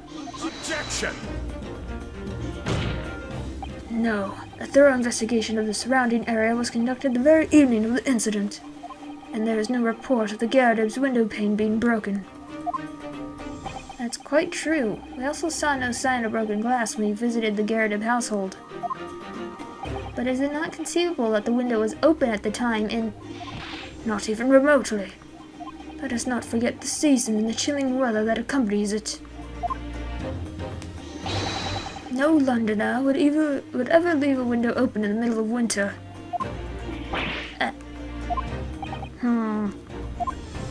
Does the defense postulate this scenario in all seriousness, counsel? Do you earnestly claim that the book found at the scene was a flaming projectile thrown by Mr. Garrett's wife? I believe it's a possibility, my lord. That's quite enough.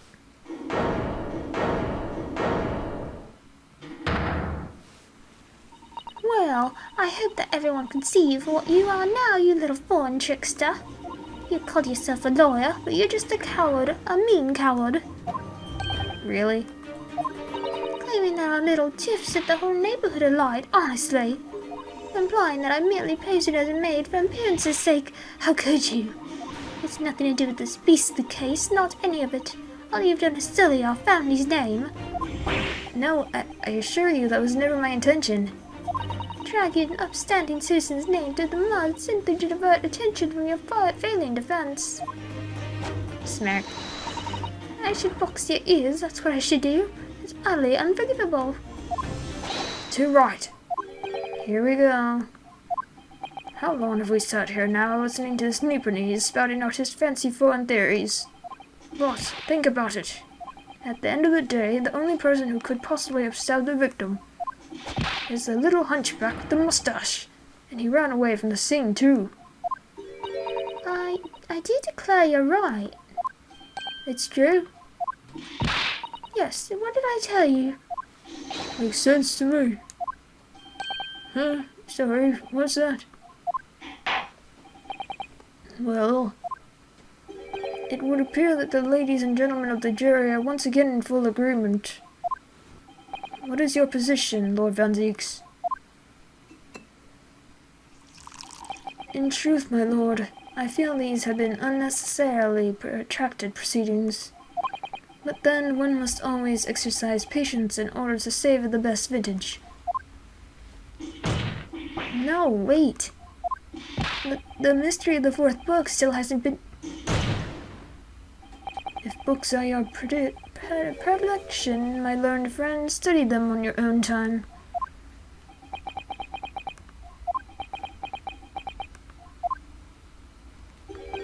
What? No, forgive the discourtesy this time?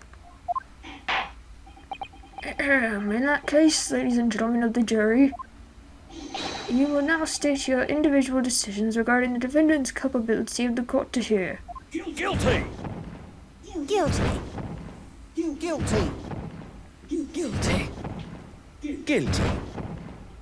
guilty.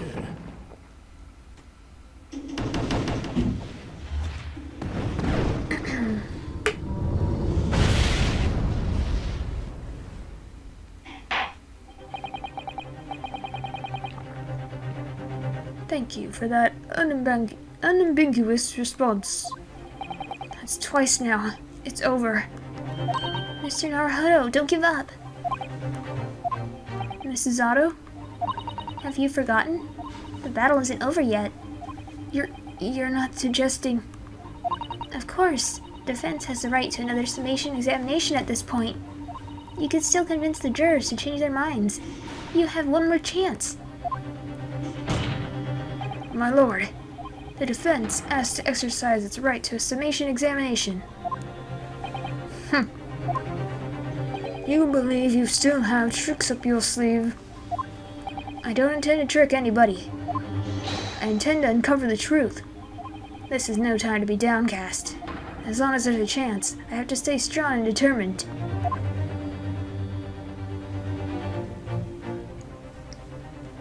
To be continued. Dun, dun, dun. Yes. Now the rest of the trial.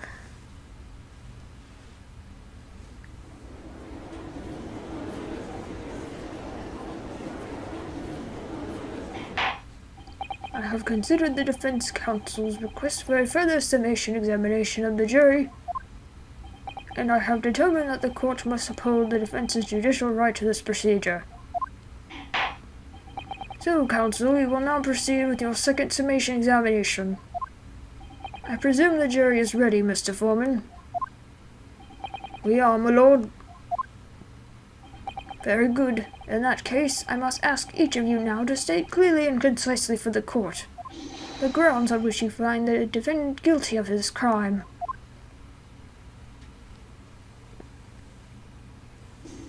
Judicial finding. The juror's contention. The accused left behind evidence at the scene, didn't he? Those 3 books of his. If there was some novel alternative explanation about how the victim was stabbed, I might reconsider. Even if the woman was throwing books, it can't be related to this crime if the window was closed, can it? Dearie me, it was only a little book, hardly life-threatening even with a direct hit. Look, I just want to get this over with. If I don't bring home some pay tonight, I'll be in a tiny bit of trouble. Come to think of it, we had a fire at home a while ago. It gave me the sneezes. Yes, considerably more tangible arguments from all the members of the jury this time around, it seems. With one notable exception, of course. My learned student friend was unable to find fault with the previous witness testimony. So the court must accept the fact that it was indeed the accused seen fleeing from the scene. And moreover, no one else was even at the scene to commit this crime. Well, if the eyewitnesses are correct, it would seem as if the conclusion is somewhat set in stone. I fail to see how it can be argued any other way. That means, I'm afraid, that during the summation examination, it's essential that you establish some other tangible explanation for the facts. But how? What would even constitute a tangible explanation here? Isn't it obvious? Who stabbed the woman, and how? Those 2 details are all you need to provide. Simply give us a name and a method by which the attack was conducted. And there I was thinking this might be hard. But Mr. Naruhodo, you have to do it. Otherwise this really will be where the trial ends. No pressure then. That's quite enough preamble. Proceed with the summation examination, please. I presume you are prepared, counsel? Oh, yes, my lord. All right, Ryosuke. Focus your mind now. Smack smack. Clearly, the key to this summation examination is going to be juror number 4, the maid, or should I say Mrs. Gerdib. We have a book that disappeared from the Gerdib's house in the evening of the incident. And the 4th book found in the victim's hand. There must be a way to link the two. Yes, that's what we have to find. Using every technique I've learned in my short career so far, whatever it takes. Don't forget to keep an eye on Mrs. Garrett and how she reacts, even to the things other people say.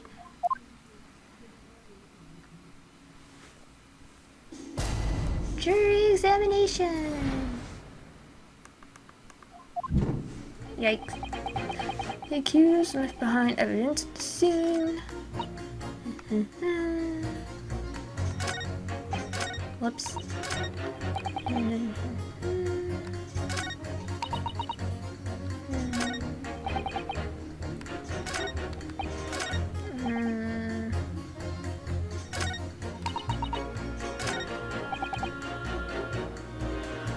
What if the window was open? Hold it! What about the possibility that the window was open? What about it? I mean, there's just no way it could have been.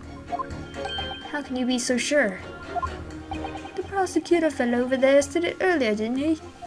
Riders in London are winters in London are no joke. You don't want to invite that sort of cold indoors. So no, that window wasn't open. Us Londoners like sitting by the fire and staying warm, see? But you couldn't categorically state that the window wasn't open, could you? It just wasn't. They wouldn't have opened it. Then what's the point in even having windows, huh? Counsel, you will kindly refrain from childish bickering. Oh, sorry. Somehow I need to show there's an undeniable possibility that the window was open. Because this young man isn't going to budge otherwise.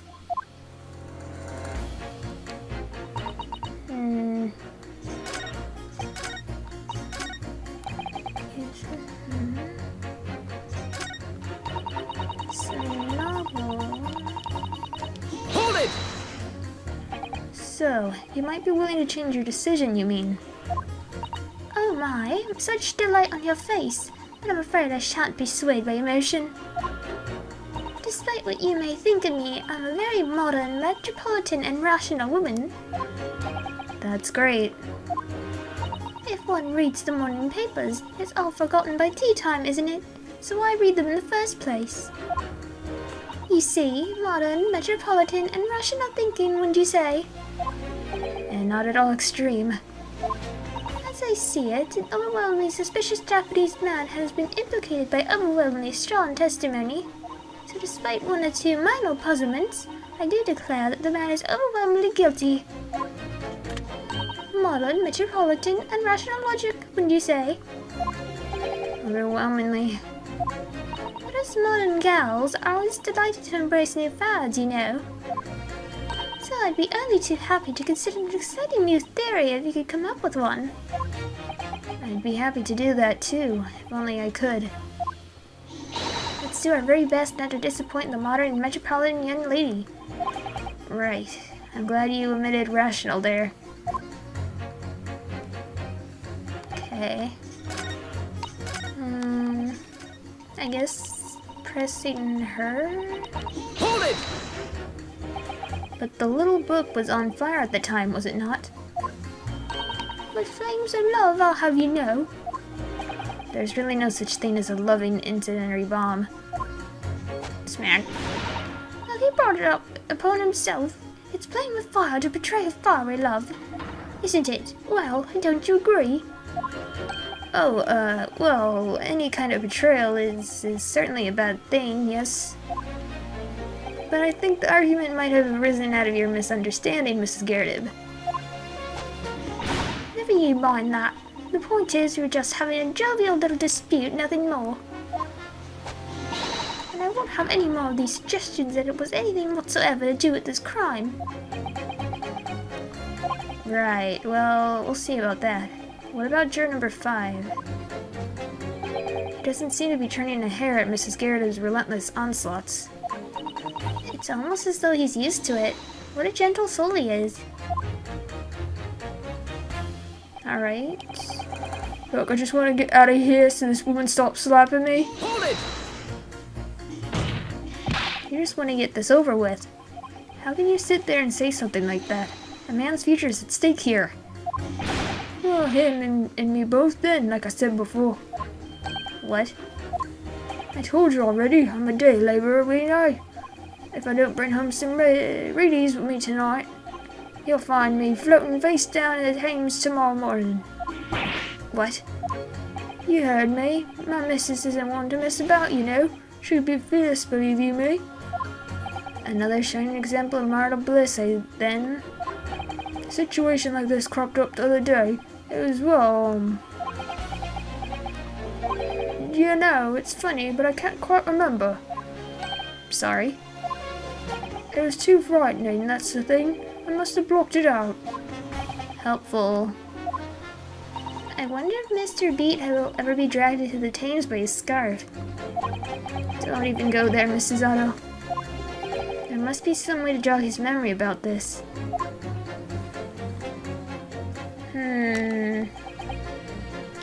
Hold it! Does that have anything to do with your decision about the defendant's culpability in this case? Sorry, what's that? You'll have to speak up, lad.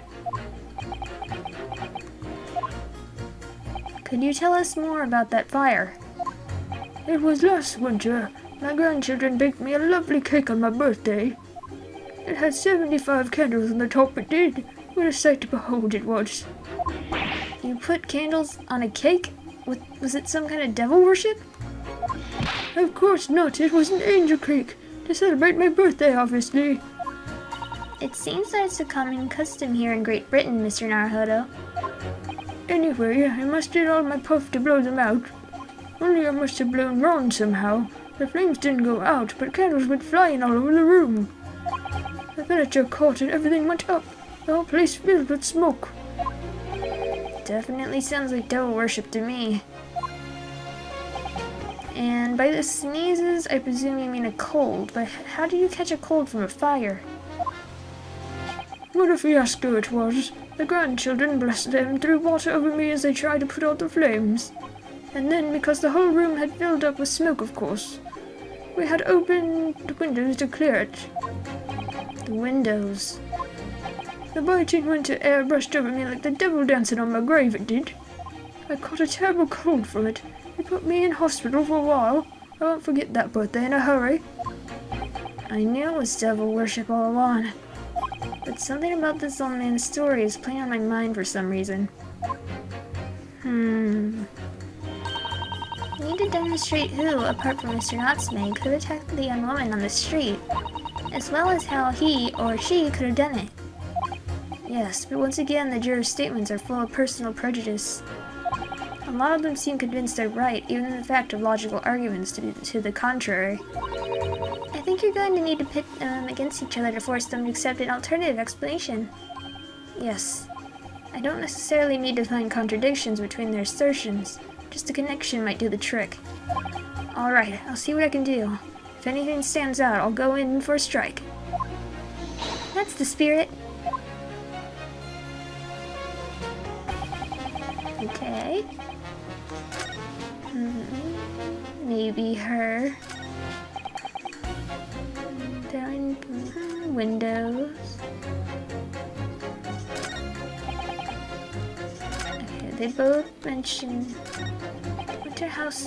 winter house fires are dire. You'll have to open windows to clear the smoke.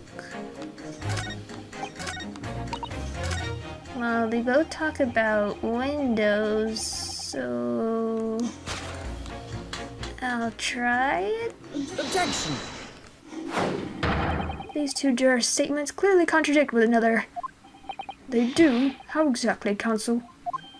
Don't point at me again. I told you it wasn't me. What's that you say? Speak up, lad, speak up. Juror number 3, DC. Oh, May, see what, sir? Did you hear juror number 6's account of his birthday celebrations last year? It seems, despite being a Londoner, he once opened his windows in the middle of winter. Oh, yes, of course, because it was an emergency. I mean, obviously, if the room was filled with smoke and from a fire, then you'd be mad not to open the... Oh! Exactly. On the day in question, at the time of the incident, there was a fire in the Garritive household, and Mr. Garritive had the following to say about it. The whole place filled with smoke. Oh, my hat! Yes, ma'am. Excuse me. I forgot what button to push. Chair number 4, do you have something to say about that? Aggressively pours tea. Mrs. Garrett. Oh, dearie me. What is the meaning of this? How dare you imply that I'm hiding who I really am? It's imperative that you confirm something for the court. So please, it's time to drop the pretense now. What is it? When the fire started in your house that day, did you or your husband open the window? What? I beg your pardon? What are you insinuating? The room would have been thick with smoke after the carpet and bookcase caught fire as they did. In a situation like that, it's inconceivable that you wouldn't have opened the window. And what if we did? Oh, all right then. Yes, you're right. My husband was frantically trying to open the window, which can't have been easy since I continued to give him a justly deserved book battering. Even though your house was on fire? Oh, you never stop throwing until the anger subsides. It would be terribly bad for the nerves to do otherwise. Of course, I should have realized.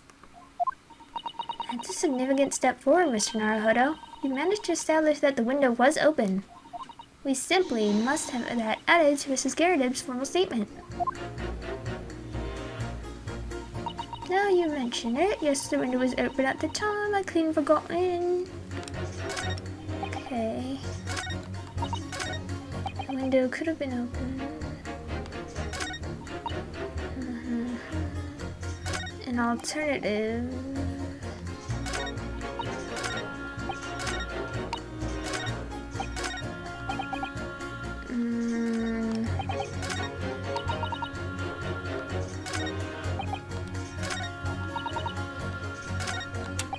Who's left behind evidence?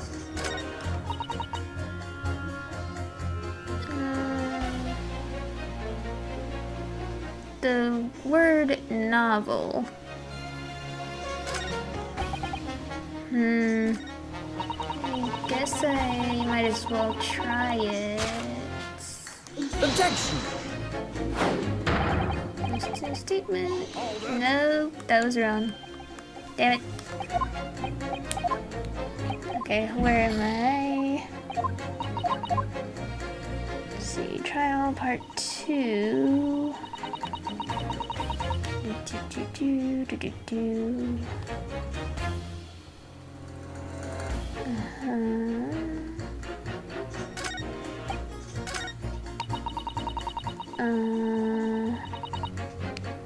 Okay.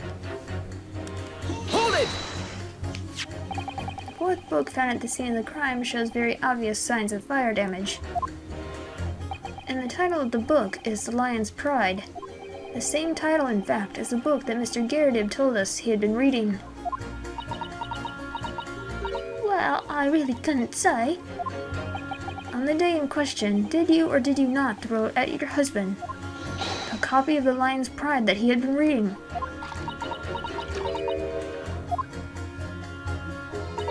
I did. It was the first thing I could lay my hands on, so I held it straight at him. And now you come to mention it, yes. He was rather enjoying reading it, you're right. Why did you not reveal this information to the court from the outset? Because I couldn't, you insolent little man. I couldn't remember. At times like that, you pick up and throw whatever you can lay your hands on, as well you know. I really don't. I barely noticed I was throwing a book, much less the title of it. Nani? Excuse me. What is it, juror number 5? You know something? I remember when it was. I remember I blocked out. I was listening to what this granny was saying. We're all flooding back. Who are you calling a granny, you cheeky devil? I'm Mrs. Garrett, or the maid, I'll have you know. The man doesn't even flinch. Please tell me that's not because he's used to being hit all the time. It was about 2 weeks ago now. I just got back home after work, like. I put my hand in my pocket for the wages I just earned that day, and I nearly died. There was a hole. Every last penny had dropped out. Oh dear, what a disaster. You haven't heard the half of it, boy. Oh? The wife was cutting up some chicken at the time. I could hardly get the words out, but I told her straight I lost a day's wages, love. Next thing I knew, too, the blade was whistling past my ear. Stuck into the wall next to me, it did, about an inch deep. No words, just terror. I could smell it then, you know, that god-awful stench of the Thames. I was sure I was going to end up face down the muddy banks that night, I could tell you. Now, that's a real disaster, isn't it? I'll never use the word lightly again. Anyway, the point I'm trying to make is this. When women lose their brag, they'll throw anything at you, knives, hatchets, hammers, you name it. Mr. Naruhodo, you mustn't think that all women are so short-tempered and unrefined. No, I wasn't thinking that. Throwing household objects at people is, well, it's so uncivilized. At least attack with honor, using a bow or the like. What? Attack? Who are you going to attack? Never mind. Anyway, this man's words could be rather significant, I think. Alright, we'll come back to the bow and arrow thing later if I dare. Going in a rage or almost anything. Hold it! Your wife really threw a kitchen knife at you. That's right, she was chopping meat with it. Had a tiny edge on it, believe me. Still, it's all memories, isn't it? Started with that smile she threw at me when we were courting. And since then, the list of things she's thrown at me has grown along with our relationship. There was a cup, then a glass, then a pot, a kettle, chair, wardrobe, a cooker, a bathtub. Your wife must be even beefier than you. And things came to a head last week when she threw me right into the Thames. Still, she's not so bad when she's calmed down. She's a little sweetheart, really. I'm so happy for you. If you want to know what I think this whole idea of ladies first that we're so obsessed with in this country was thought up by some clever lads who've been tossed in the Thames a few times by their wives. That's a very interesting theory. What a terrible thought. On the face of it, this juror's statement just sounds like a really extreme anecdote. But I think it might turn out to be an extremely powerful weapon. A weapon I might be able to use to make the jurors accept an alternative explanation here. Hint, hint.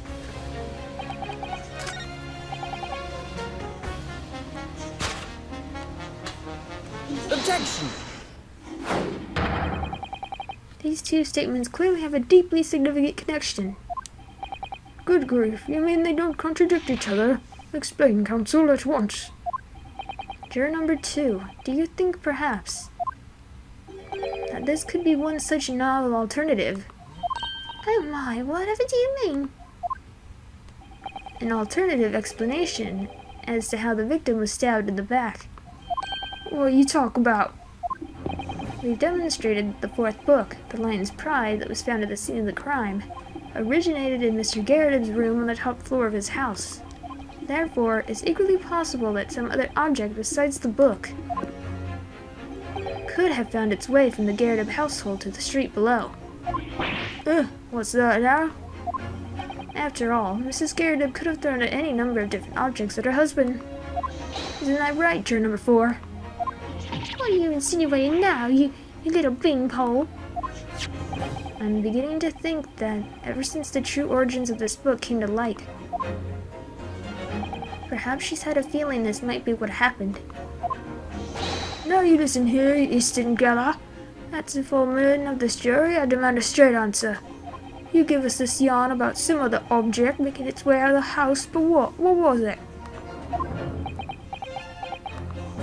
I'm really taking a big gamble here. This was a bold accusation to make, but I haven't had any real evidence to back it up. but I'm certain that at the very least this warrants further investigation.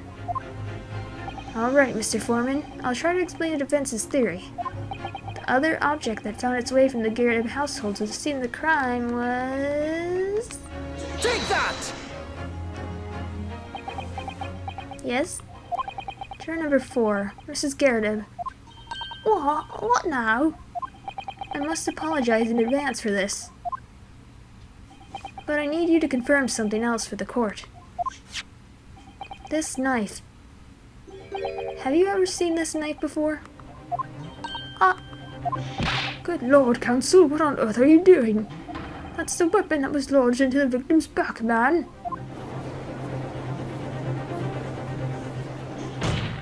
My lord, remember that when the victim was attacked, Mr. and Mrs. Garrett were in the throes of an argument. Mrs. Garrett was hurling anything she could at her husband, who had been backed up against the window. A window that had been opened to clear the smoke, through which a book sailed to land at the crime scene. You can't seriously believe that. The book was found in the victim's grasp. Are you saying that it flew out of the window and across the street to land neatly in her hand? Huh. Even my missus has got a name like that. Yes, I admit, there are many details we don't understand. But that's the point. That's precisely why. We must not allow this trial to end. Not right now. Oh my. Mrs. Garrett, your answer, please. Have you seen this knife before or not?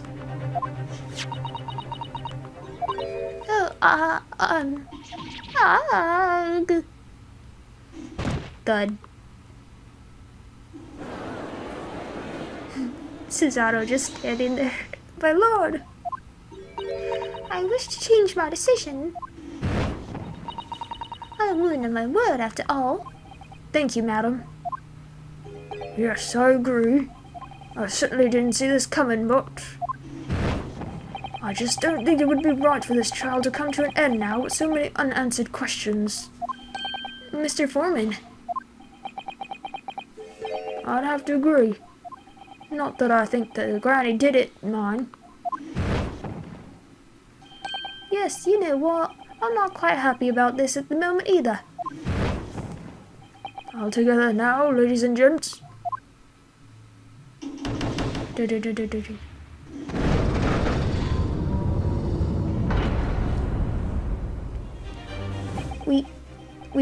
We did it. Oh, congratulations, Mr. Naruhodo.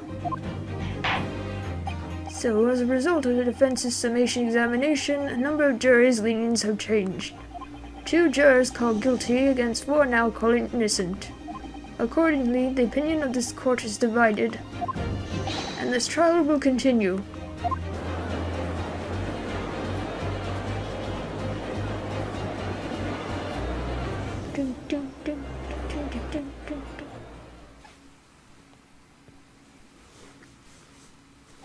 Now then, Lord Van Zeeks, how does the prosecution wish to proceed?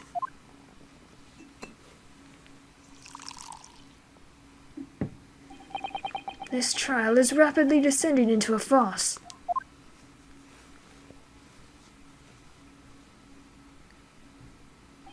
Like a corked wine, the first few sips are bitter enough. But what follows is so repugnant, it's good for nothing save the gutter. If I may, Lord Van Zeeks, the defense has just put forward a credible alternative explanation for what happened. Credible? Is that your considered opinion, Mr. Foreman? The defense's argument is a joke to which I barely know how to respond, but let me start by insisting that you must all familiarize yourself better with the relative positions of those places being discussed. What do you mean by that? What's his angle this time? It should already be more than apparent that between the crime scene and the Garrett household runs a rather wide street by a road, which means that the distance from the Garrett's house to the scene is some, 15 yards. Let me see, 15 yards, that's around 14 meters. 14 meters? Oh, that's a little farther than I imagined. And as you ladies and gentlemen of the jury rightly noted as having portentous significance, the fourth book was found in the victim's clutches. In other words, the smoldering book, wantonly heard by the lady of the house, travelled some 15 yards, to land on the opposite side of the road, neatly between the collapsed victim's fingers and thumb. Is that your final conclusion, my learned and deluded friend? And did the jackknife follow a near identical trajectory to plunge into the middle of the victim's back? This fantasy is somewhat stretching the notion of having a bad day for the victim, I think. Even those pathetic serialized detective stories have more believable plots. Ugh. There's nothing I can say to that. That prosecutor loves the sound of his own voice. Mrs. Otto. Serialized detective stories are pathetic, are they? How dare he? Maybe let's pick our battles here. My lord, might I be allowed to speak? As judicial assistant, you may speak for the defense. Yes, go ahead. The prosecution may consider the idea a fantasy, but what the defense has postulated was believable enough to persuade the jury to change its leaning. And as such, the court has a duty to explore this alternative explanation as thoroughly as possible. To that end, Juror number 4, Mrs. Joan Gerdib, must be called to testify and submit to cross-examination. Saints alive! Cross-examination of a juror?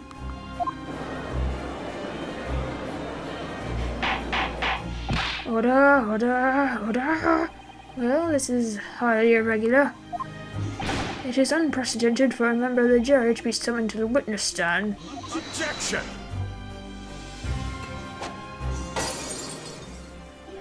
And unnecessary.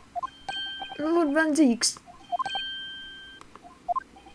There are already witnesses in the stand whose testimony the defense may further cross-examine. If my learned friend's partial theory has any truth in it, then both a burning book and a jackknife must have flown through the sky before this couple's eyes. And we must assume they would be able to testify accordingly. What say you, witnesses?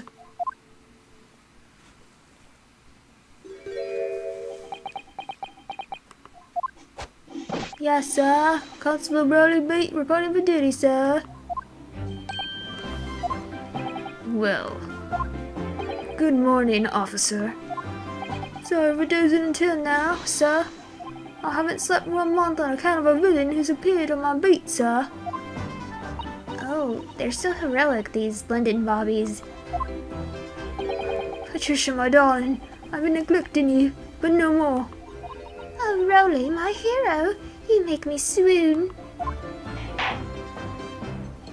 Very well, I hereby reject the defense's request Oh, and order the witnesses in the stand to testify again. State forthwith before the court any details pertaining to the defense's alternative explanation of events. yes, sir.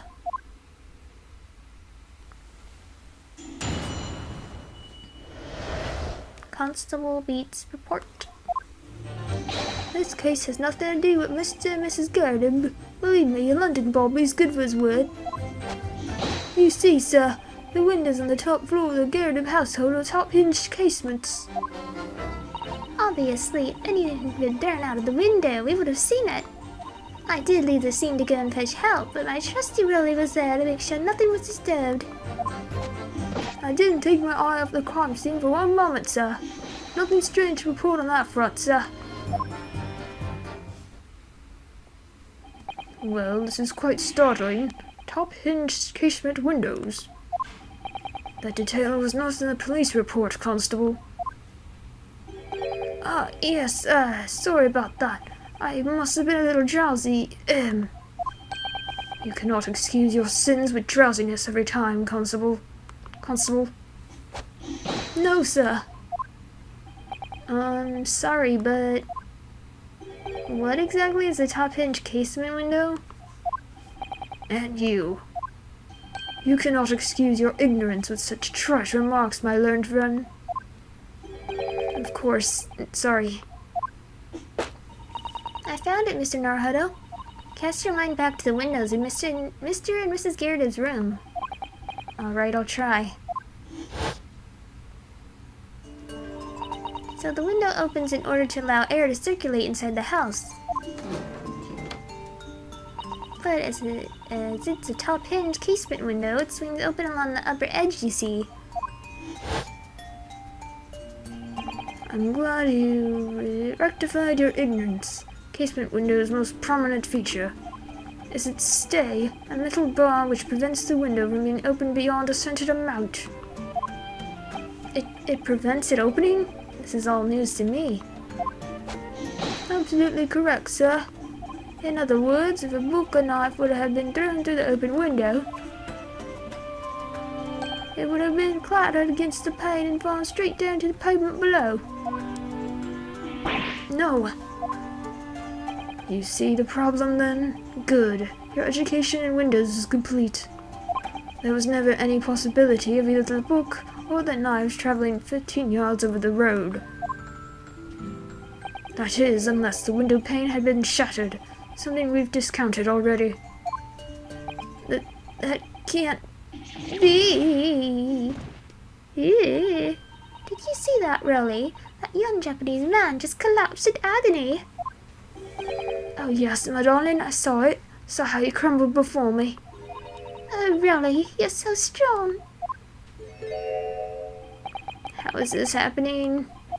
I haven't even started the cross-examination yet, and already my argument's been destroyed. Counsel, if you could drag yourself upright again, the court awaits your cross-examination. My lord. Oh good, another desperate situation. Dun-dun. Okay, this has nothing to do. See, windows in the top floor.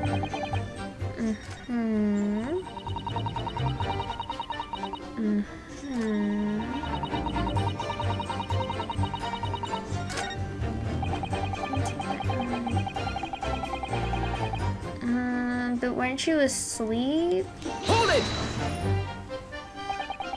Nothing to report. That's correct, sir. Had my eyes wide open the entire time. Never looked away for a second. No one else approached the scene and nothing was removed from it. I can swear to that on the yard's honor, sir. Really? That seems a little strange. Beg your pardon, sir. Strange, sir. Seems altogether regular to me. This burnt copy of The Lion's Pride was originally in the Gyarados household. So the question remains, how did it find its way into the hand of the victim? Can you shed any light on that, seeing as you were at the scene of the crime the entire time?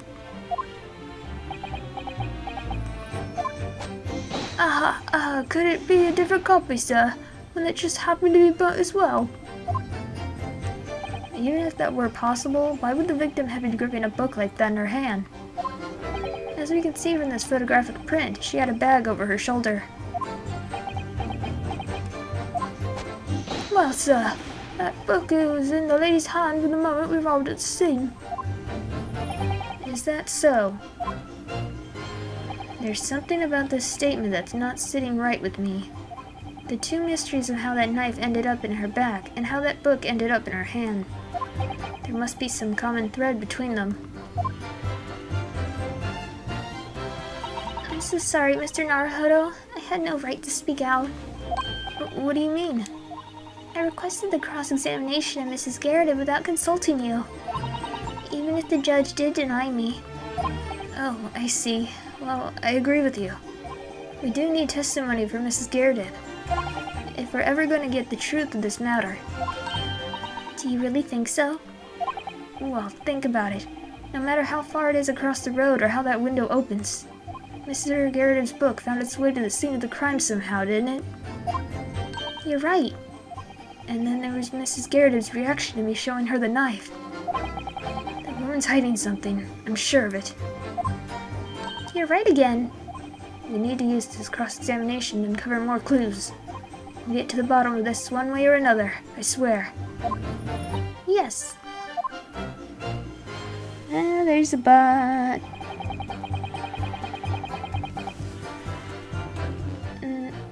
Hold it! How can you say that for certain? Very good question, sir. And the answer is this. It has the noble founding principles of the force written on it as a reminder to all us policemen of our sworn duty. He showed us that before, didn't he? Did he? I can't say I remember. To patrol the streets of London town and uphold the peace of the common man is what the job's all about. And this is why I could stand here today beside my long-suffering wife and tell you what Bobby's good for his word. While rubbing my tired eyes merely. Sir. Oh, Rowley, you're so manly. Of course I am, my darling Patricia. Oh, Pat. Oh, Rowley. No, none of this is what I meant.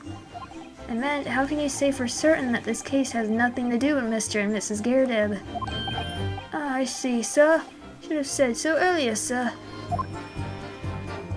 Yes, well, so could you answer the question? That was a waste of time then. Absolutely, sir. I answered it to the fullest of my ability, sir. There's a surprising reason why Mr. and Mr. Garrett's domestic dispute can't be related to this case. But before I get into that, sir, just one thing. Yes? I'd very much like you and all your countrymen to understand the great British institution of Scotland Yard.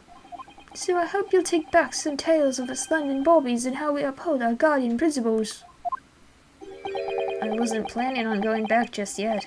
I only just arrived here. So to that end, sir, I'd be happy to lend you my warrant card for your perusal. But I must warn you, you won't be able to get through it without shedding a few tears.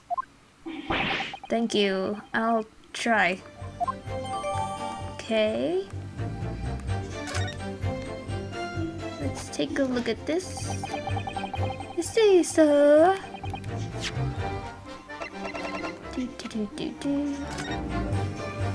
Item 1. A policeman will strive to preserve the peace within his allotted beat.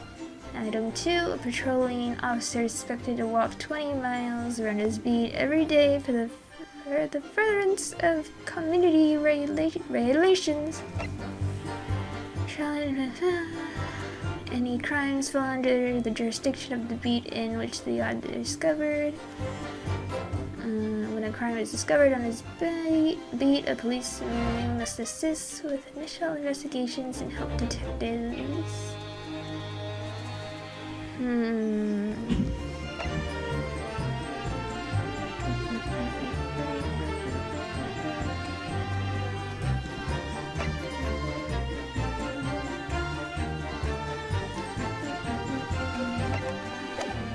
That wasn't much help.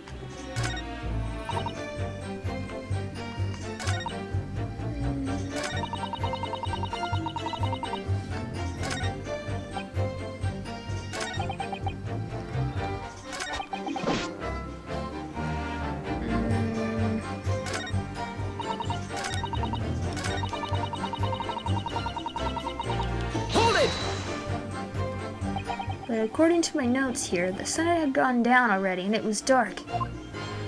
Oh, but Rowley and I were strolling along, gazing at the night sky and looking for a lucky star. Sorry? The star that will guide us to eternal happiness. Can it guide you to answer the question? If a flaming book had cut across the sky in front of us, it would have been lit up like a shooting star. If I'd seen a shooting star, I would have made a wish upon it. That Rowley been inspector, I would have said, 3 times at least. Of course, what with the smog and everything, we couldn't actually see any stars. In short, are you trying to say that neither a book nor a knife crossed the sky before you? Yes, sir, that's correct, sir. As sure as the night sky in London is starless, sir. It certainly seems like they're telling the truth. And then we saw the poor woman fall to the ground, so we went straight over to help her. Ding, ding, ding, ding. Hold it! Yes, you said that you went to a nearby police box to fetch another officer, is that right? That's right, yes. If it had been on Rolly's beat, I would have known exactly where I was going, of course. Don't feel bad, my love. You can't be expected to know the locations of every police box on every beat. So Rolly told me the way, only I sort of got a little lost on the way. Patricia, my darling, that's why I love you. Your terrible sense of direction is bewitching to me. Oh, Pat. Oh, Rolly. Oh, please. So, I suppose I was gone for about 15 minutes. But like I said, I really was at the scene the whole time, making sure nothing was disturbed.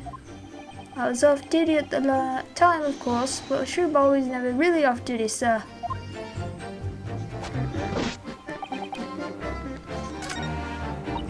Let's see.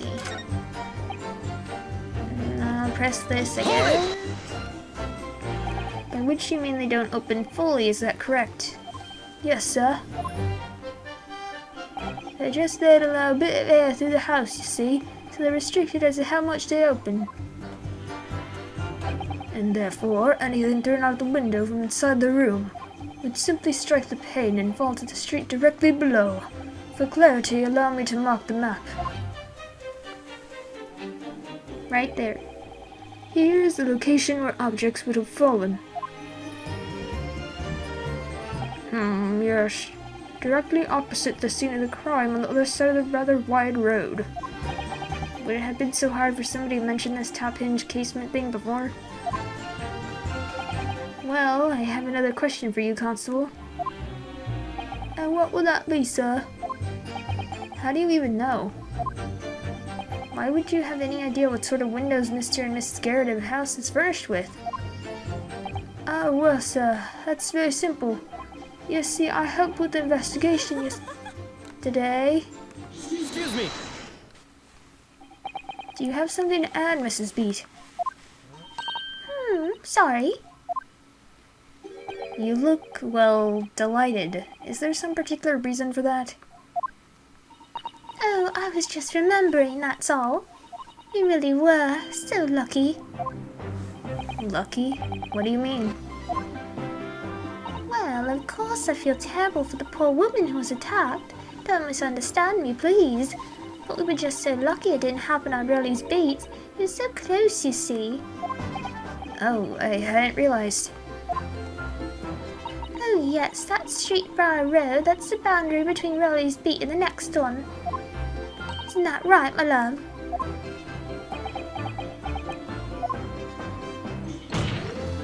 Constable Beat.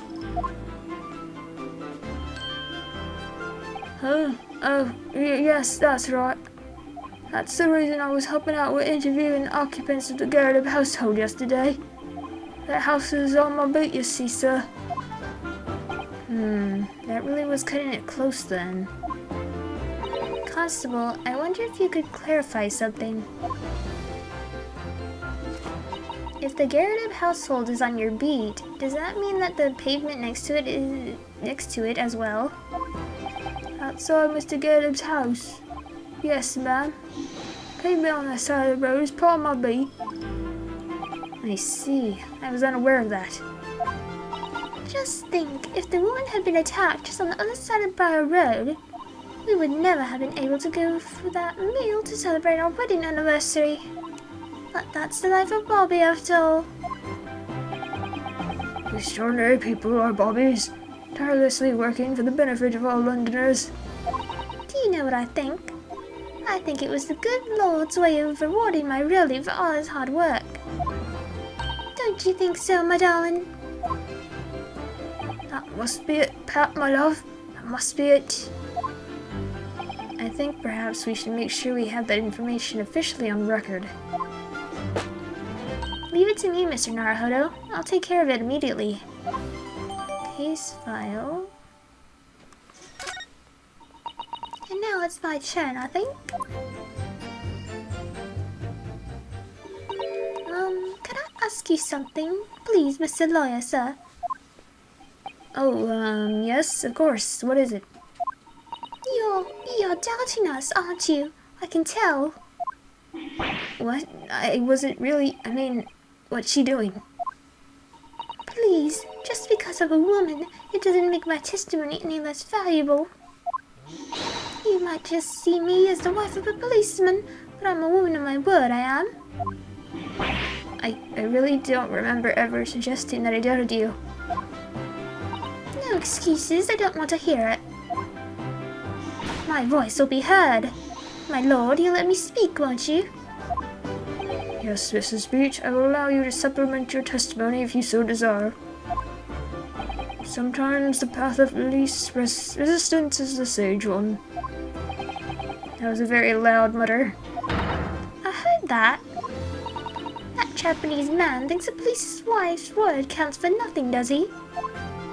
Well, watch out, sir. I might let you get away with something like that, but I really won't. Duly noted, Mrs. Beat. Please, I humbly ask you to continue. What could she possibly be about to say, I wonder? I know what I saw. My eyes never let me down. My sense of direction is a little off sometimes, though. Yeah, I guess I'll present that. Hold it! Mrs. Beat, nobody's questioning what you've told us. I saw it, I did. That evening I saw it clearly. That little Easter man with the whiskers and the funny curved back slinking away from the scene. And I know what I didn't see as well. I didn't see any flaming books and knives flying through the sky. All very clear. You also mentioned something about having a poor sense of direction? Oh yes, well, that's a little embarrassing really. I'm always ending up in the wrong place when I've made an arrangement to meet Rolly. He ever gets so cross. Excuse me. Hey. Constable Beat, is there a problem?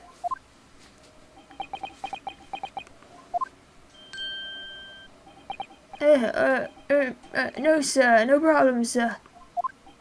Did your wife's remark just now bring something to mind perhaps? Well, in a way sir, yes sir. I was just remembering that the same thing happened that evening is all. You mean Mrs. Beat lost her way on the night of the incident? Well, you see, I set her off to find a police box the next beat over from mine, but she was gone a fair bit longer than I was expecting. I thought she'd be back inside 10 minutes, but my darling was gone a good 15. Oh, Rolly, you're such a tease. But the reason I was so long was because of the bouquet, silly. The bouquet? Sorry, what bouquet are you talking about? Oh, it was a present for our wedding anniversary. Really so romantic. He suited up for it with farthings and halfpennies he found in the gutter while doing his rounds. Yes, how romantic. I'd forgotten all about it until just now, had you, my darling? Oh yes.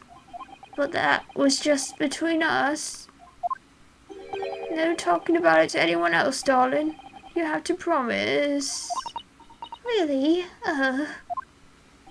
What was that all about? Constable Beat looked very obviously troubled during that exchange.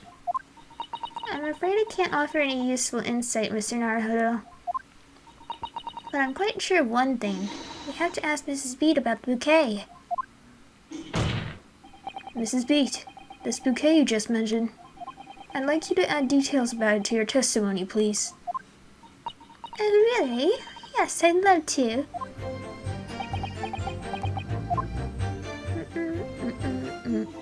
What happened was, I dropped my bouquet and ended up losing my way for a while. Hold it!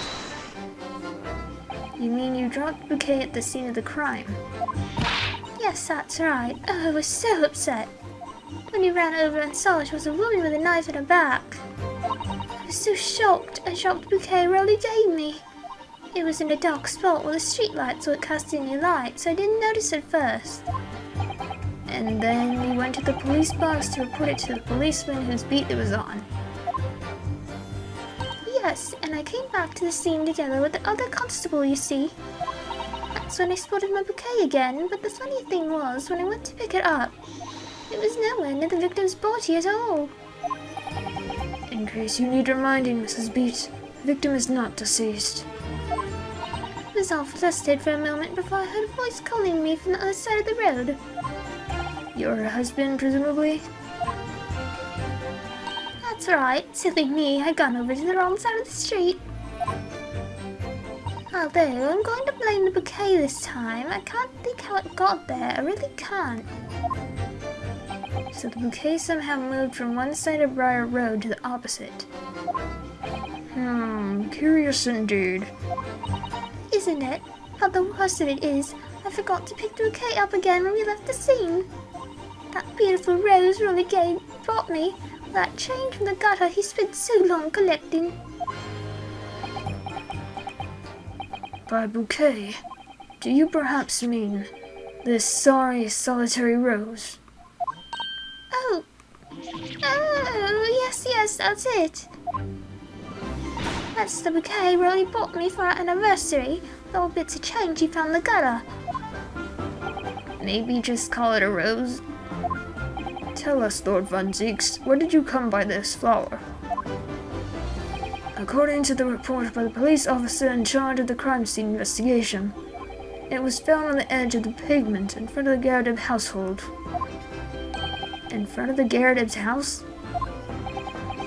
Although it wasn't noticed until the morning, as it lay where the street lamps cast no light, it was believed to be of no relevance to the case since it was found on the opposite side of the thoroughfare. Oh, thank you, sir, thank you.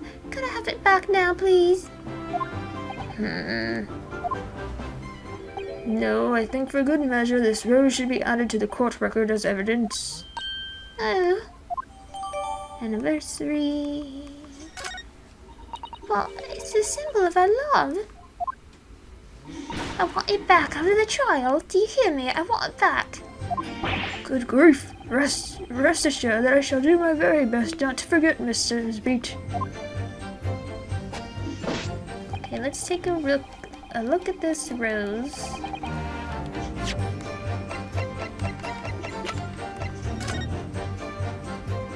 What is this? It's very stylish paper the flower's wrapped in, isn't it? It's just an old newspaper, Mr. Naruhodo. Oh, I suppose it's because I'm not used to seeing English print. It looks so exotic to me. Ah, I see. Is something wrong? Oh, no. I was just thinking that if you wrapped a stone-baked sweet potato in English newspaper, it might look like some sort of fancy cake. Ah, Susato-san, you do love your cakes. Why is that important? An English rose. It's such a beautiful flower. Ah, this is a rose, is it? I've never seen one before. Do you not take an interest in flowers, Mr. Naruhodo? I wouldn't say that exactly, but I do know 3 types at least. Gosh, 3? Yes, plum blossom, peach blossom, and cherry blossom. Perhaps you should consider branching out, learning some that aren't fruit tree based, for example.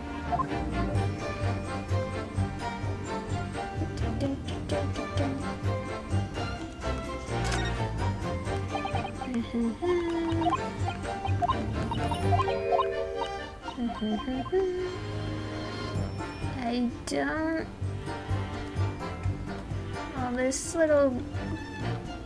piece looks suspicious, but I don't think I can do anything.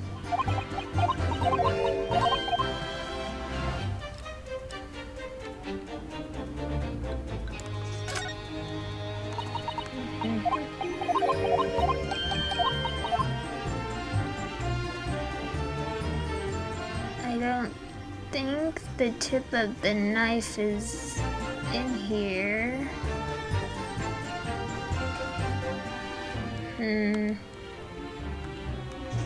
Oops. That wasn't much help.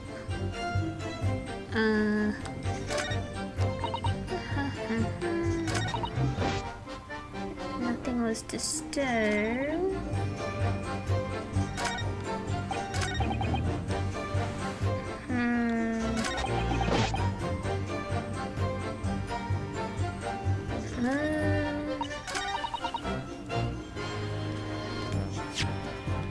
Flower? Objection! Ah, damn it.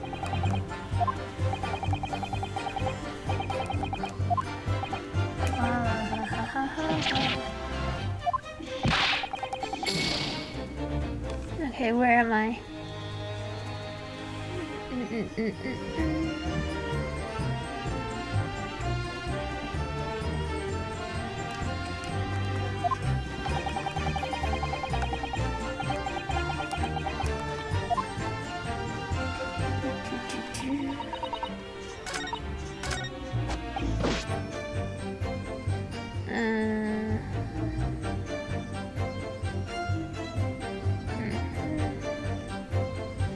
Present bouquet here. Objection! Alright. You claim, Constable Beat, there was nothing to report in the 15 or so minutes you regarding the scene. But that cannot be. What do you mean to say? In your testimony just now, Mrs. Beat, you explained to the court that when you arrived back at the scene of the crime with the policeman assigned to that beat, the bouquet you had dropped at the victim's side was no longer anywhere nearby. Objection! Yes, on the opposite side of Briar Road to where the victim was attacked. But considering the size of the meager bouquet, if a single sorry bloom could be so described, no doubt it was blown in the wind across the street, back into the gutter where it belongs. Meager? Objection! But if that were the case, why did Constable Beat not testify to the fact? No one else approached the scene, and nothing was removed from it. Constable Beat swore to that on Scotland Yard's honor. But the bouquet belonged to me. It has nothing to do with the case. That's why Rosie didn't mention it, I'm sure.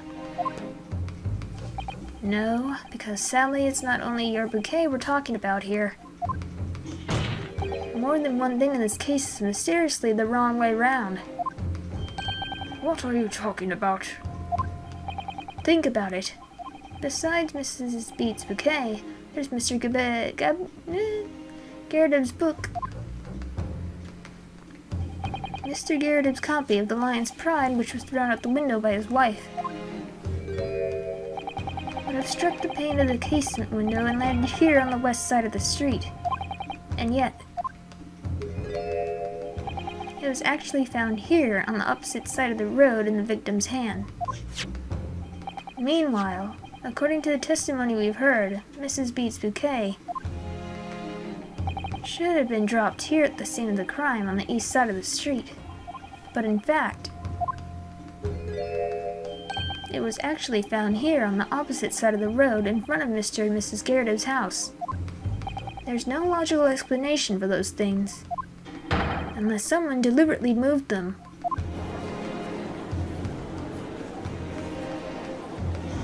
What are you trying to say? The way you're talking, it sounds like you think my Rolly's done something wrong. Don't you listen to a word that scrawny lawyer says. Whether ain't all about books and bouquets, why should we care? It's nitpicking, that's what it is. Oh good, Mrs. Garrideb's come around. You might call it nitpicking, Mrs. Garrideb, but deliberately meddling with the scene of a crime is a criminal offense. It's called, tampering, Mr. Naruhodo. But the person responsible for this tampering cannot admit to it, for a very subtle but compelling reason. Objection! Tampering? You barely heard the term before. Tell us, my learned friend, who would possibly have had cause to carry out such an elaborate deception? Yes, there is someone who tampered with the scene of the crime that evening. All the evidence and all the testimony points to that one particular person.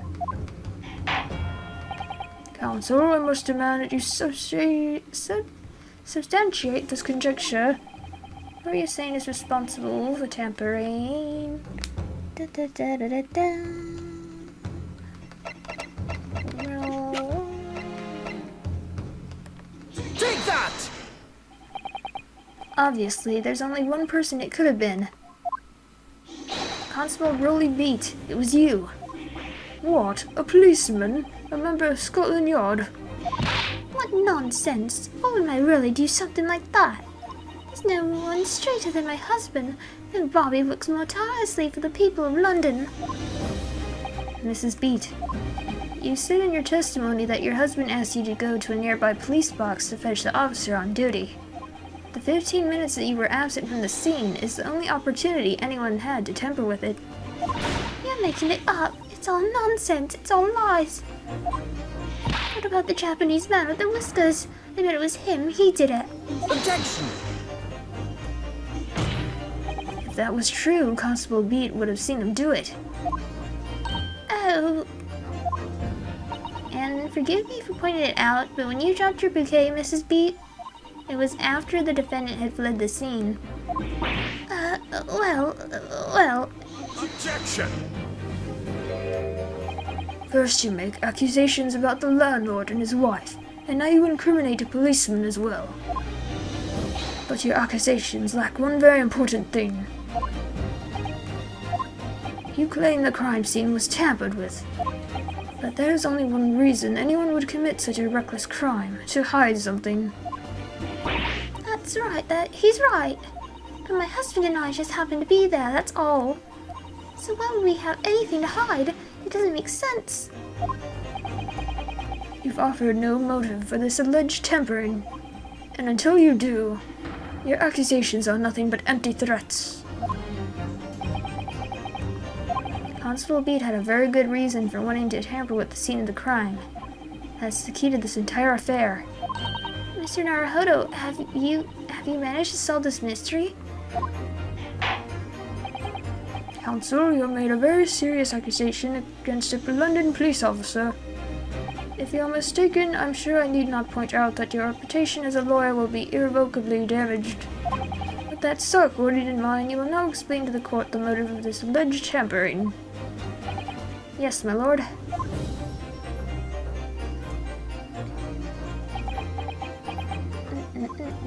Constable Beat's motive for tampering with the crime scene was to hide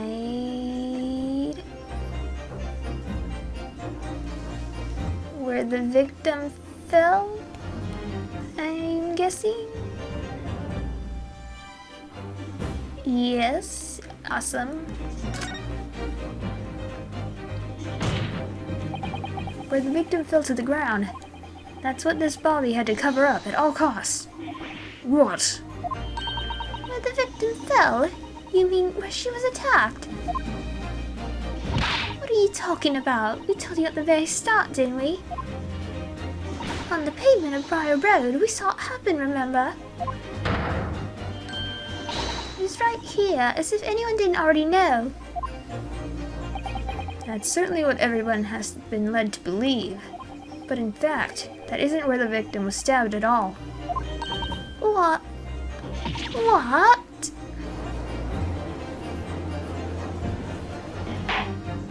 I'm beginning to wonder where this tenuous trial will end, Counsel. Torturous. If that's your assertion, then the court is dying to know, my Nipponese friend. Where are you proposing that the crime actually took place that evening? Right here. Take that! But that's on the opposite side of the road. I don't understand. On the evening in question, Mr. Garrido's book fell directly down from the open window above, and your bouquet, Mrs. Beat, never moved at all. What did move was the scene of the crime itself. Good gracious. Objection! Perhaps you haven't been listening to this ample testimony the court has heard. But those witnesses both saw the moment the attack took place. That's right, I saw it with my own eyes. It was 5 o'clock in the evening and already dark. There was the typical London fog on the ground. When you saw the incident unfold and ran to the victim's aid, that was actually on the west side of Briar Road. No, that's not true. It can't have been. Constable Beat then arranged for you to be absent for a while by sending you for help. And during the 15 minutes you were away, he transplanted the crime scene. He moved all the things shown in this print, the victim herself, the 4 books. He moved everything, in fact, to the pavement on the east side of Briar Road. Extraordinary. But the constable overlooked one thing. What? What did he overlook? The bouquet, I presume? Exactly.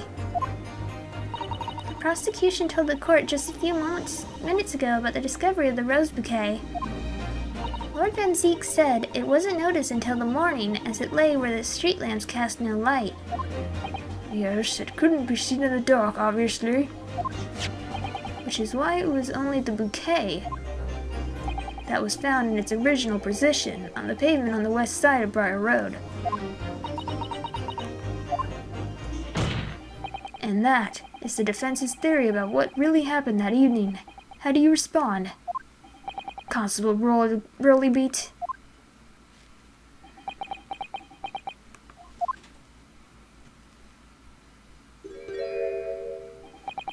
Well, I'm very sorry. I didn't mean to nod off again, but I haven't slept properly in a month. Did I miss anything important? Oh, really? Isn't it? It isn't true, is it? What the lawyer said is all lies, isn't it? I know it is, because you're the most upstanding, righteous man I know. I had a dream, a terrible dream. All the things I did that night, everything come out, everything exposed. Only it seemed it wasn't a dream at all. Good golly.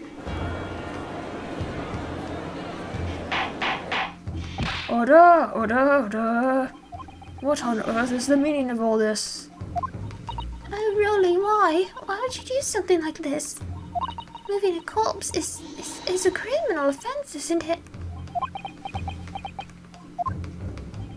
Wishing the victim dead should be one too. Constable, explain yourself. Why would you do this? As a respected member of Scotland Yard, your duty is to protect the good people of London Town. I can't say, sir. What? I really am ever so sorry about all this. For damaging the Yard's reputation. For everything. I have a possible explanation for why on that particular evening Constable Beat felt compelled to move to the scene of the crime. I can think of one reason. What? How could you possibly know? You, a foreigner, presuming to understand the mind of a Scotland Yard policeman. And yet, Lord Van Zeeks, it is this foreigner who has uncovered the startling truth of the matter thus far. I believe it would be beneficial to the court to hear this extraordinary young lawyer's theory. Counsel for the defense, if you please. Yes, my lord. Now then, I think you had better show us some evidence. At once, my lord. England, Japan, it makes no difference where you come from. Human emotions are the same. And I think I have a fairly good idea of the feelings behind this man's actions.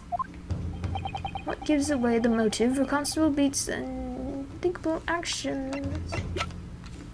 It's the rose, right? I don't want to mess up.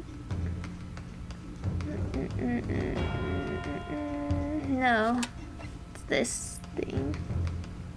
Take that! I realize that I'm a foreigner in this land and I have only just arrived from Japan, which is why all this information about London's so-called bobbies is completely new to me. I've learned that, through honorable, patrolling the beat is the most demanding work in the world, for example. Though honorable, keeping the peace, looking after the citizens on his beat, and all kinds of ways. Shoot, what happened? All kinds of ways. There's no doubt the young Bobby is charged with a great deal to do each day, certainly. But for Constable Beat, the day in question was special. Special? How? On account of this bouquet, my lord. Oh yes, it was our very first wedding anniversary. Constable Beat had worked so hard to be able to afford this simple gift for his wife, and was so looking forward to taking her out for a celebratory meal, when he and Mrs. Beat stumbled upon a crime upon Briar Road. And he saw that shadowy figure through the fog collapse on the pavement ahead of them. What must have gone through the man's mind? But, sir, just on that one particular day, I was looking forward to celebrating my wedding anniversary. Mrs. Beat puts up with a lot being married to a Bobby like me. I wanted to show my dear wife how much I care.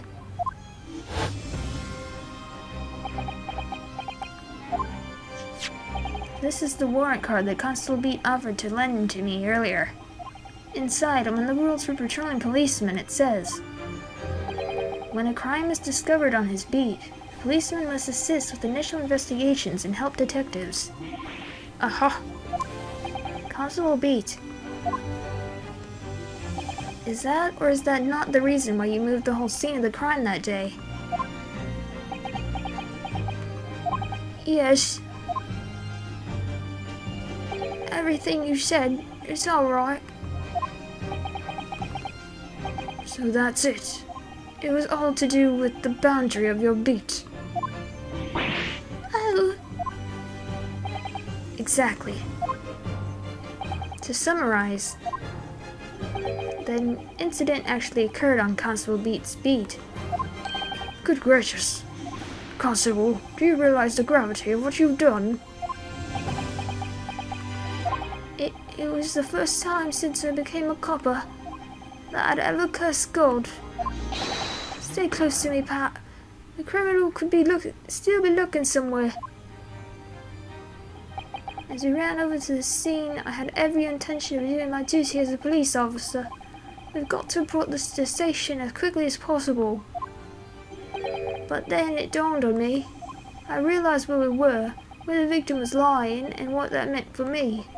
When a crime is discovered on his beat, a policeman must assist with initial investigations and help detectives. Why here? Why did this have to happen here? And why tonight of all the nights? Why?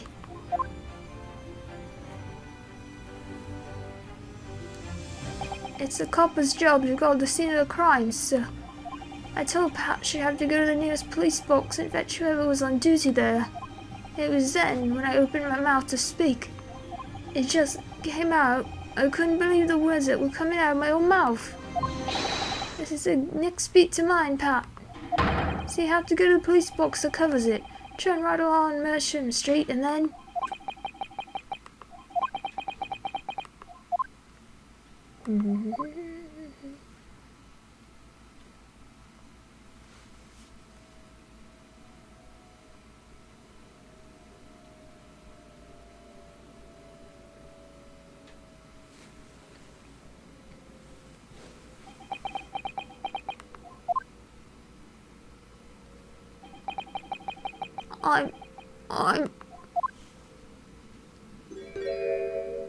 I'm sorry. I'm so sorry. oh, Constable. I just wanted, just that one night, to take my Patricia out for dinner. Oh, really? Just that one night. You knew that if the incident was on your beat, your evening of celebration would be ruined. And so you decided to move the entire crime scene outside your jurisdiction. Just across the street to the east pavement of Briar Road, which falls under the neighboring beat's care. You see, I thought... Well, I was sure the victim was dead, you see. I beg your pardon? Oh, of course he did. Otherwise, I really would never have left the poor woman on the freezing cold pavement. I see your meaning now. But God gave me back for my sins, didn't he? That's why Mr. Rosa brought for Pat. No, Rowley, this is all my fault. I should never have dropped it in such a dark place. I'm so sorry, Rowley.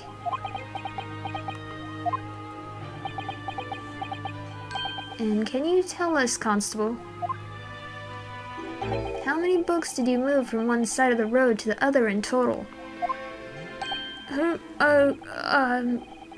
it was. Yes, definitely 4. 3 of them dropped by Mr. Natsume, and the 4th being the one that fell from the window upstairs in Garrett household, of course.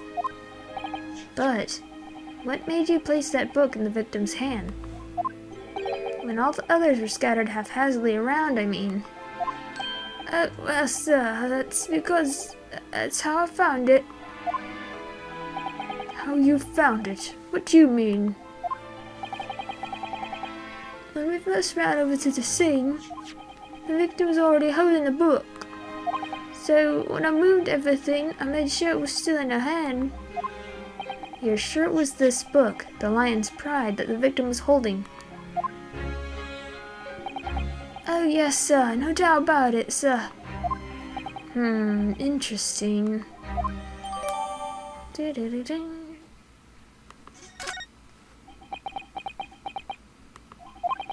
I thought it was an open and shut case at the time, you see. There were only the 2 people at the scene, and Pat and me both saw it happen. However, which way you look at it, it had to be the fellow who ran off and done it. I thought... I couldn't see the harm, really. I didn't think moving it all over the road would make a jot of difference. I suppose this is it for me now. I've had it. My lord. Yes, Lord Van Zieks. I believe that concludes the cross-examination of the witnesses. Constable, you may withdraw. Yes, sir. Mr. Prosecutor, sir. What will become of my Rowley? What will happen to him? For now, you are free to go home. The police will contact you in due course. Please don't punish my husband. This was all my fault. It's because I'm always moaning at him for coming home late. Leave it now, Pat. Let's go home. I'm tired. All right then, my love. One last thing, Constable. Huh? Let this be a lesson to you. In a criminal investigation, every detail matters, however insignificant it may seem to you. Yes, sir. Carve that lesson in your mind.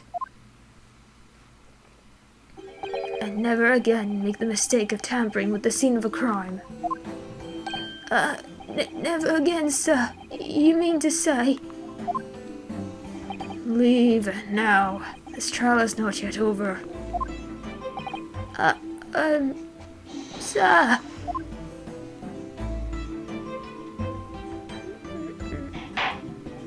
Well, quite a startling revelation, I must say. Whoever thought of a third party transplanting the entire scene of a crime like that?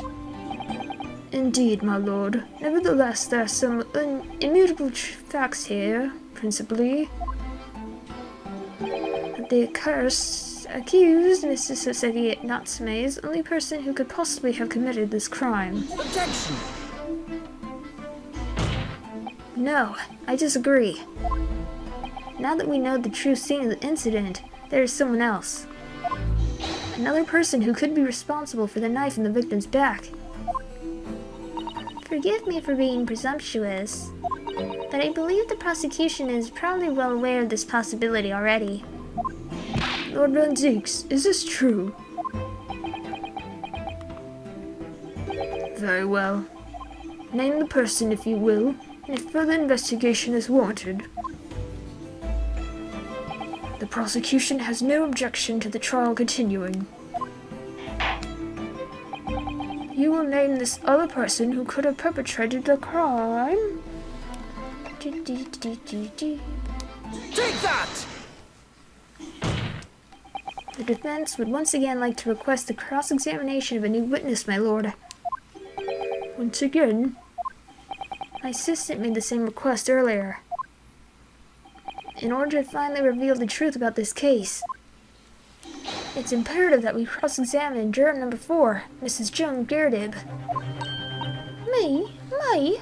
Oh, dearie me. Objection! that request has already been denied. Objection! But the situation is very different now. Mrs. Girdib, answer me this. What do you want now, you little toad? At the time of the incident, you were engaged in a violent argument with your husband, Mr. John Girdib. In the course of the argument, a minor house fire was ignited. And to clear the smoke from the room, your husband opened a window that looks out over Briar Road. Well, what of it? You threw this book at your husband when he was cornered with his back against the window. Upon striking the pane of the open top hinge casement window, the book plummeted directly down, finding its way to what we now know to be the true scene of the incident. Yes, and as I said, what of it? During the argument, you were beside yourself with rage. As such, you threw not just books, but anything you could lay your hands on. So, let me ask you one more time, Mrs. Girdib. This knife, the one removed from the victim's back, have you really never laid eyes on it before?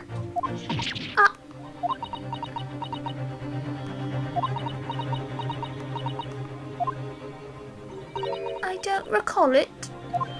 Seriously? How am I supposed to remember everything I picked up and threw at my husband? And anyway, the man over there and all that regalia said members of the jury needed to testify, didn't he? Conveniently, yes. Objection! No, I have no recollection of saying that at all, juror number 4. Oh, Make no mistake, you jurors are not special in any way. You're not immune to the judicial process. Process. If you know something about this knife, madam, let the truth come out. but that's just a common garden knife. It couldn't have come from anywhere. Yeah, we have several like that at home. If one went missing, how would you expect me to know? What's that? Are you joking? What are you saying? Please, Mrs. Girdib. Now, you listen to me. I refuse to believe all this nonsense. I couldn't bear the thought that I had injured someone. Do you hear? I couldn't bear it.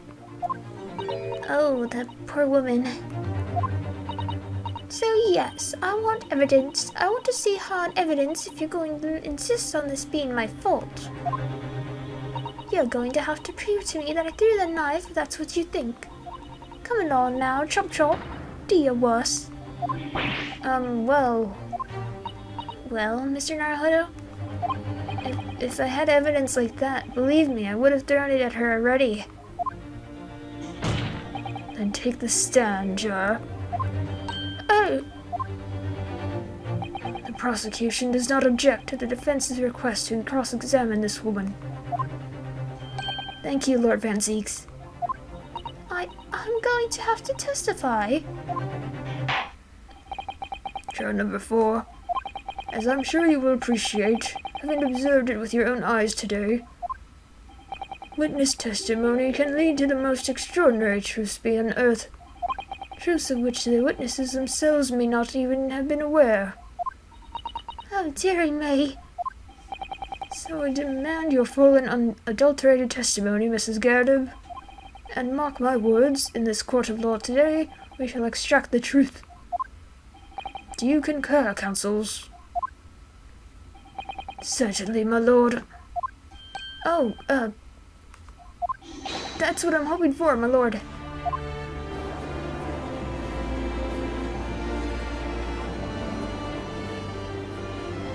This is such a strange feeling. For the first time since arriving in this country, it actually feels real.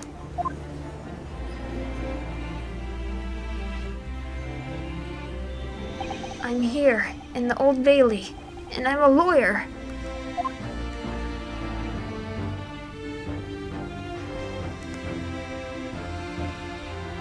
Witness, state your name and occupation. Oh, well, yes, my name is Joan Garrett, and well, I'm a juror and such like. It sounds like even she doesn't know if she's a housewife or a maid or what anymore. The court has decided your testimony is required in order to clarify matters in this case. Do you understand, madam? Yes, my lord. You will tell the court everything that took place in your household on the evening in question. And I warn you, do not attempt to hide the truth. Oh, dearie me. Chin up, Joni. Nothing to worry about now. Oh, I didn't know you were here, John. Was it only you in the room that day, old thing, was it? Rather think I ought to testify as well, don't you? But what about your knee, dear? Don't you worry about that. Hardly noticed it. I'm not the sort of chap to leave a comrade to face disciplinary action alone. Oh, John. I presume you are Mr. John Garrett? Yes, sir. Former second lieutenant of the 3rd Regiment of the 4th Northumberland Fusiliers. Feels a little, sir. Seen my fair share of action and now living the quiet life, as it were. The quiet life? Were you not engaged in Incendiary battle with your spouse on the day in question?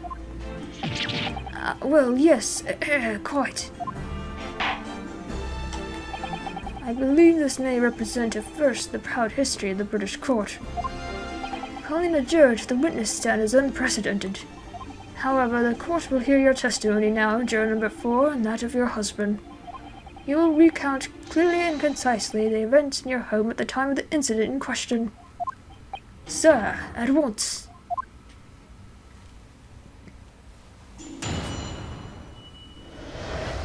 Battle of Garrett.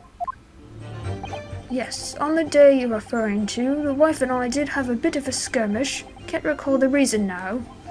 Knocked a candlestick over and set fire to the carpet. Soon had it out though and got the window open. Meanwhile, I was picking up whatever I could find to throw at him. Plenty of knives around our place. Can't say I noticed if 1 or 2 went missing, I'm afraid. If that bally thing in the victim's back really was one of ours, you'd have a job proving it, I think.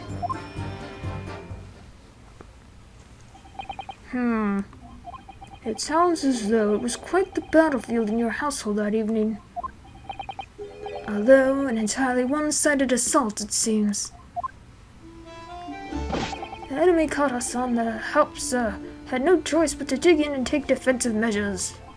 To be honest, if the enemy had kept shelling us for another minute, we'd have been toast. Of course, a veteran such as myself is only too aware that on every battlefield you're just a gnat's whisker from death at any moment. Are we still talking about a marital quarrel here? Well, I must say I'm dubious that this testimony will shed any light on the origins of this jackknife. In combat, one's focus narrows such that surroundings are barely noticed. These witnesses may not be able to offer anything more than they have testified already. This may be a dead end. Danzigs may well be right. Well, whenever the chance is, We only have this last cross-examination to cover the truth, Mr. Naruhodo. Yes, I'm afraid so. Very well, counsel. Begin your cross-examination.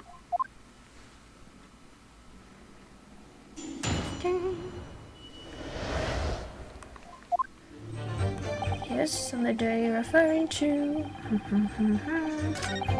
Dr. Kelsey. Yes. Plenty of knives around our place. Hold it! Sorry, would you care to elaborate? Nothing to say, really. Rather partial to a spot of carving, you see. Pipes and whatnot. Fishing tackle, you know the sort of thing.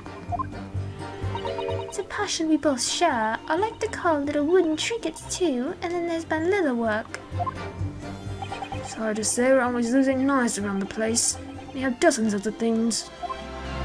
They sell them at the market sometimes. 20 for the price of 19. Needless to say, I snapped them up. John prefers to use 2 knives at meal times too, instead of a knife and fork. Now, Joan, we don't want people thinking I'm some kind of savage. Ah! Here we go again with the scaldings. Why are they being so evasive? I imagine it's because they don't want to believe it. They can't bear the thought that it might have been one of their knives that injured the victim. Which is entirely understandable, of course, but still. Go on with your testimony, witnesses. Sir.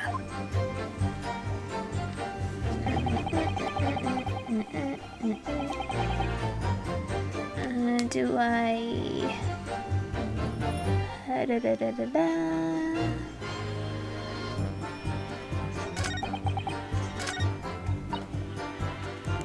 it!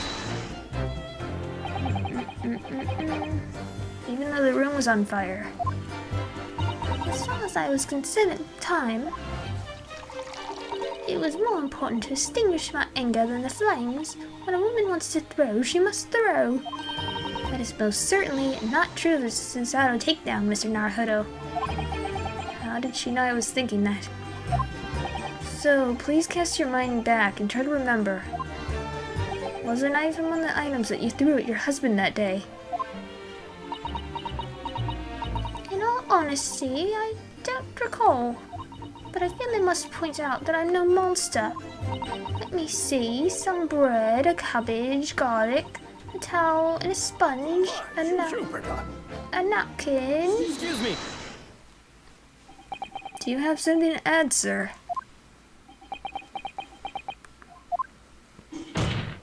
Mr. Garrett. Don't shoot. Sorry, I beg your pardon. Did your wife's remark just now bring something to mind? Nothing of any significance, no. Just that the barrage of projectiles that this old thing launched in my direction was so much more solid than she implies. Books, bricks, and the fire poker, I seem to recall. Ouch. And the woman's aim is uncanny. She let it a direct hit with every volley. Ah! Good grief, woman, we're not at home now. This is a court of law. Oh, dearie me, I was so sorry, dear. What are you even doing with a teapot in here? Honestly, John, I never would have done such things at you, obviously. Well, take a look at this, then. How do you suppose that happened, Your pipe, sir? Had this thing in my hand as usual at the time of the onslaught. Knocked it clean out with one of her soft projectiles, she did. Yes. And when I went to pick the thing up, it was broken in two. I'd like to see a sponge do that sort of damage. I see. Your pipe was broken. It would never have been sent flying unless it was hit by something pretty solid. Anyway, I've managed to bandage the thing up for now. Ah, you are one to exaggerate, aren't you, dear? I wonder what we should make of this account. It's important.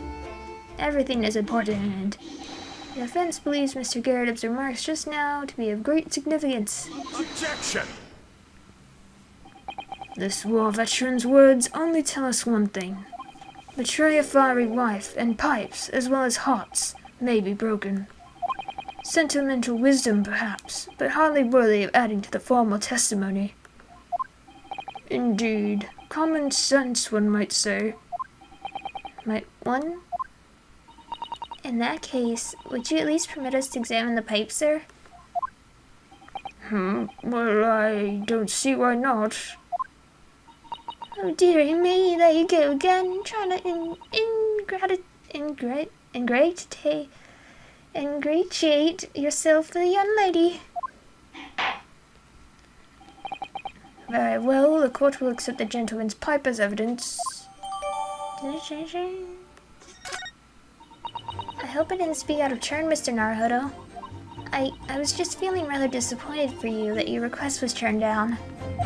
Oh no, it's fine. Thanks to Zato-san, we have some new evidence to work with.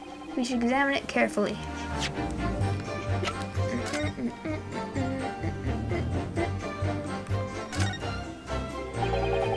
Looks to be in a sorry state with the bandage around it, doesn't it? But for some reason, it feels slightly ominous to me, like it's trying to shout out a warning. Probably because it's the same blue as Mr. Garrett's dressing gown. I suppose it must have considerable sentimental value to Mr. Garrett, given that he's gone to the trouble of repairing it like this. Either that, or he can't afford to replace it.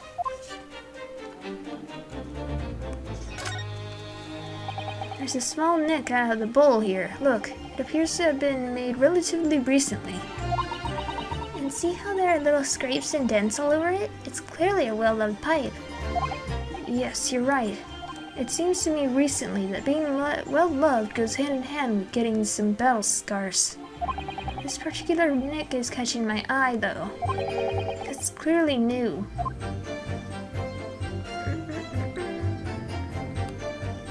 The heck is this? Oh, something just twinkled inside the chamber of the pipe there. Yes, I saw it. Something's stuck in there, I think. Let's turn it over and give it a shake. What's this?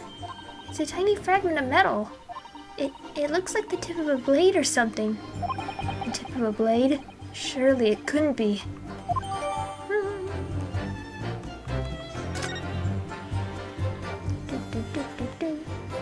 Okay, I guess that's it for this.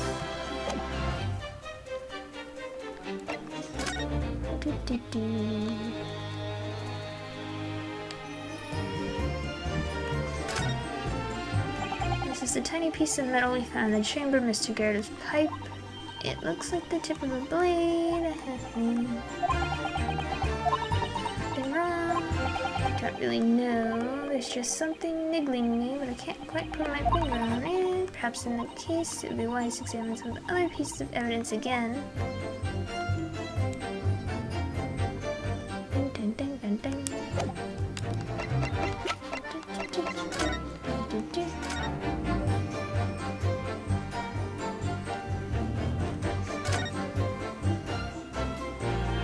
Oh, look here. Just a little bit. Wait, part of it's missing. I could be wrong, but I've just got a feeling. You remember this? Ah, that's the tiny fragment of metal that we found inside Mr. Garrett's pipe. Yes, and just maybe. Oh my, it's a perfect fit. Somehow, I just knew it. Okay. Well, thank you for that rebuttal, Mr. Garrett. Now, if we could return to the crux of the matter.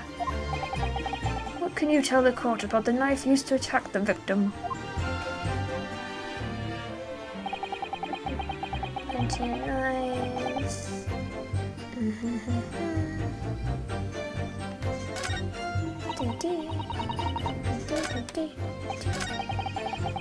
Victim's back's from the eyes and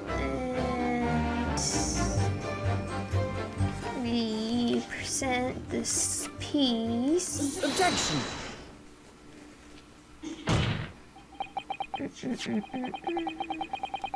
Mr. Garrett, could I ask you to take a good look at this, please? You can ask, but I can't see a bully thing.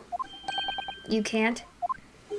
Used to call me Dead-Eyed Dan back in the regiment, of course, but that was some time ago now. Even when I'm trying to enjoy a large print book by the fire these days, I struggle to tell a B from a D and a P from a Q, to be honest. Oh, he does, dearie me. It's rather wearing being asked about every other letter and every other word. You must be very dizzy. What is that? A tiny scrap of metal? Yes, almost certainly from the tip of a blade. And what may appear at first to be just a tiny scrap is in fact a crucial piece of evidence. Interesting. And where did the defense come by this evidence? It was lodged in the chamber of Mr. Garrett's pipe. My pipe, you say? By Jove, I wonder how that got there. And what precisely does this fragment of metal signify, Counsel? Are you suggesting that it is in some way related to the matter of the stabbing on Briar Road?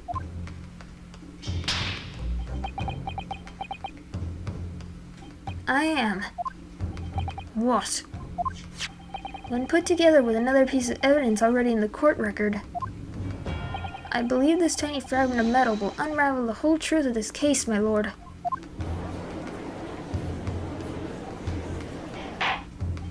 You appear rather confident in that extraordinary statement, Counsel. Very well, then, present the prescient evidence to the court. What evidence, when paired with this fragment of metal identity, reveals the truth of the entire case? Take that! This is the knife that was found in the victim's back.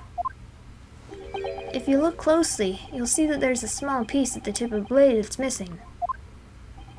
A common issue with inferior blades sold at unsavory street markets. Criminals who use them regularly leave the tips lodged in their victims' bones. And what of this particular knife? No doubt its tip has suffered a similar fate, now languishing somewhere under the spine of the victim. Objection! No, that's not the case. The tip of this particular knife's blade is the very fragment of metal we discovered in the chamber of Mr. Garrett's pipe. Good grief, Lord Van Zieks. I don't believe it.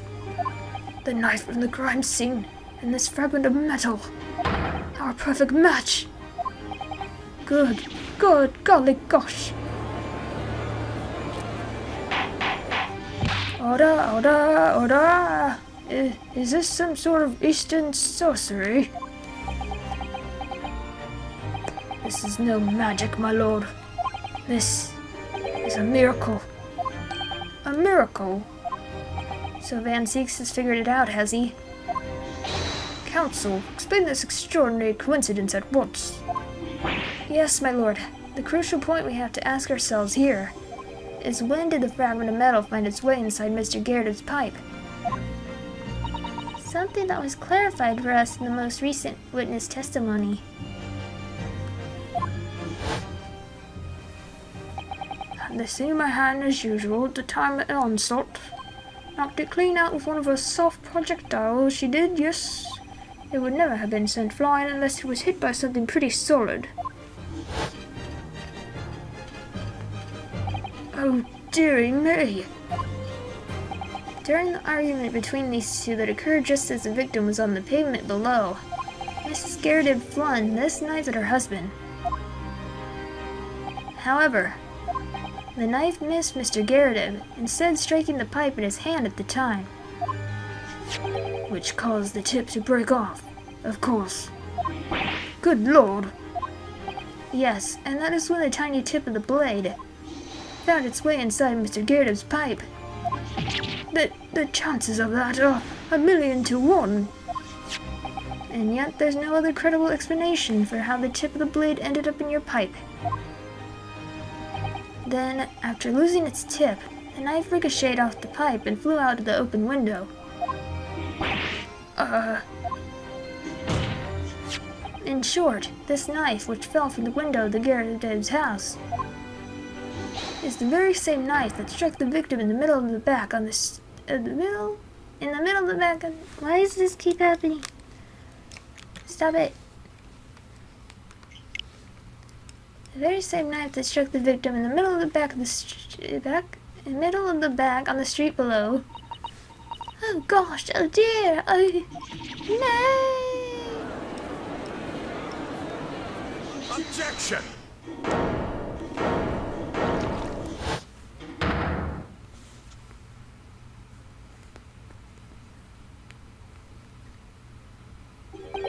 A full-bodied theory, I'll give you that. A complex bouquet of seemingly trivial points, plausibly arranged to create an almost passable vintage. Allow me to toast my learned friend's characteristically Nipponese approach to bottling his argument. Sorry? But after all, it is just a theory. A game theory. A bottle I fear is corked. Because you see, it's spoilt by an insurmountable inconsistency. An insurmountable... what? Lord Van Zeeks, explain yourself. What is this inconsistency you claim to have identified? An inconsistency of the simplest nature, my lord.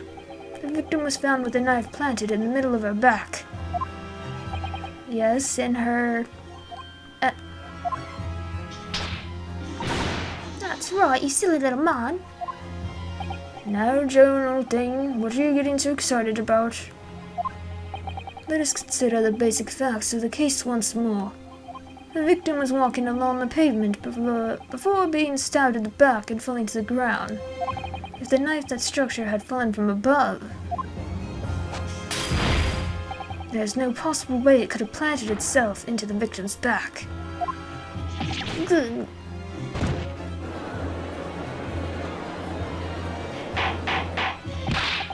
Order! Quite right, you see, that's exactly right. If the knife had fallen on her from above, it would have struck her on the top of the head. Well, He's lost for words, look! I knew it. I never liked his theory in the first place. I don't know, though. What really did happen? It would appear the defense has made rather a spectacular blunder. If a theory has even one inconsistency, it cannot stand. Your theory, my learned friend, is history.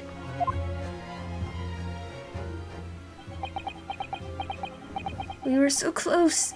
I could see the truth. I was so sure we were on the right track. But now the way has been blocked completely by just one simple inconsistency. Or in other words, we simply need to eliminate that one inconsistency and the theory will stand. Mrs. Otto, You mustn't worry, Mr. Naruhodo. You were just caught off guard, that's all, and your mind went blank. But if the path you are on is indeed correct, then a way will present itself. The key to this is in the court record, I'm sure. All the information you need is there. It seems you have nothing to say, my Nipponese friend. Well, your silence speaks volumes. A tacit acceptance that your theory is fatally flawed. Objection!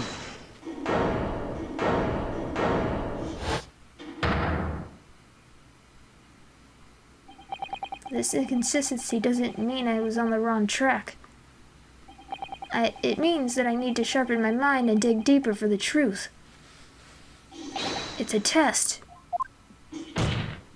Yes. If the knife fell on the victim from above, there's no way that it could have hit her in the middle of the back.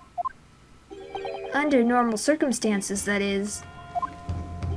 What are you implying, counsel? There's a piece of evidence in the court record that could explain this inconsistency. That could explain how the knife that fell from above could have pierced the victim's back. We already have the answer. Goodness! Utter madness.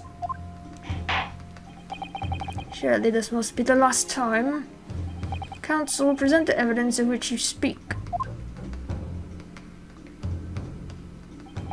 This is the last inconsistency, the final piece in the puzzle. If I can successfully make sense of this, the truth will be laid bare at last. The evidence that explains how the falling knife became lodged in the victim's back is... Can I look at this?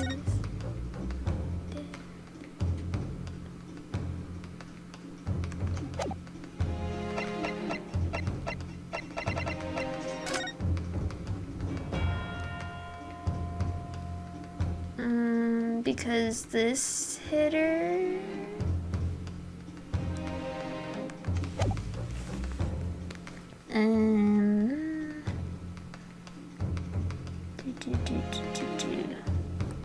Take that! This, the fourth book found at the scene. This is the final piece of evidence the defense will present. The burnt book. Is that not Mr. Garrett's book? Yes, and to understand its significance, we have to consider how it came to be at the scene in the first place.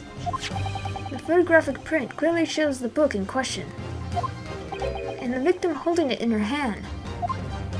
But as we all now know, it was the police constable that put the book between her fingers like that.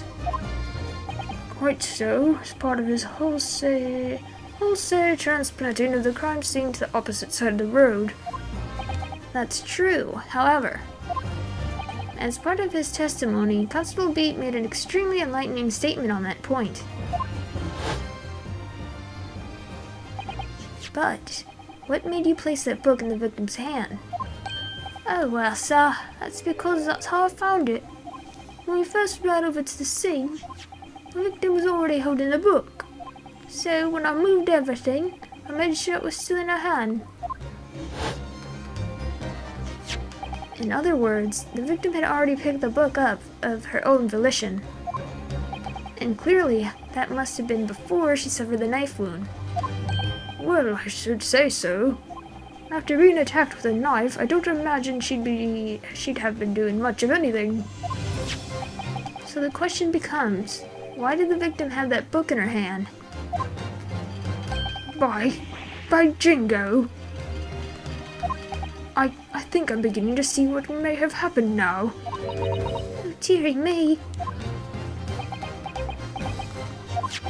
We know that the book fell from the top floor of the Garrett household onto the pavement below, at precisely the moment that the victim was walking past. Yes, at exactly that moment. The young woman was walking around the street in the light fog, when all of a sudden, a book fell right in front of her. The book I threw? Yes, Mrs. Garrett, and what do you think the woman did? What would you do if you were walking along and suddenly a book landed in front of you on the pavement? Well, I really can't imagine it, but I suppose she might have reached down and picked the book up. Yes, that is exactly what the woman in fact did. She picked up the book. Oh heavens! And when the woman reached down to pick the fallen book up, what position would her back have been in? That's right, facing the sky, completely and utterly defenseless. Then, in the very next moment, while the woman was still bent over picking up the book, dead. The next object fell from the room above, the jackknife, straight into the middle of her back. And at the same time, walking by chance directly behind Miss Green, was the defendant, Mr. Soseki Natsume. Well, I never... It appeared to Mr. Natsume that the woman simply collapsed on the floor, in the dark and the fog. He didn't see the knife falling on her from above. Ah! And from the other direction, the constable and his wife saw no one but the victim and her apparent attacker. So there never was a real culprit to run from the scene in the first place. No, this was nothing more than a series of unlikely events that culminated into an unfortunate accident. And that is the real truth behind this case.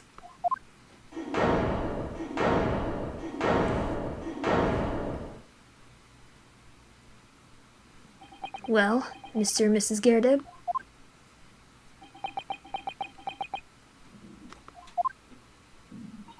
The very first time you showed me that knife, I had my suspicions. I wondered if perhaps it might have been something like that.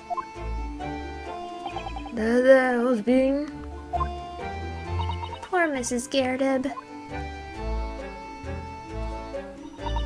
Of course, I never meant for anything of the sort to happen, but it was all my fault, wasn't it?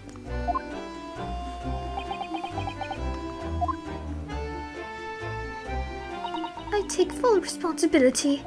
I let my anger get the better of me. I threw that book, and I threw the knife as well.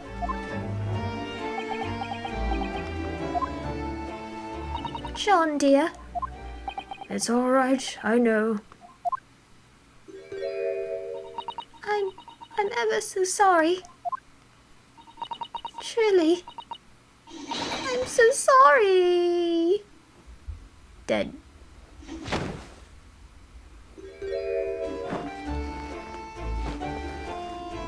Help.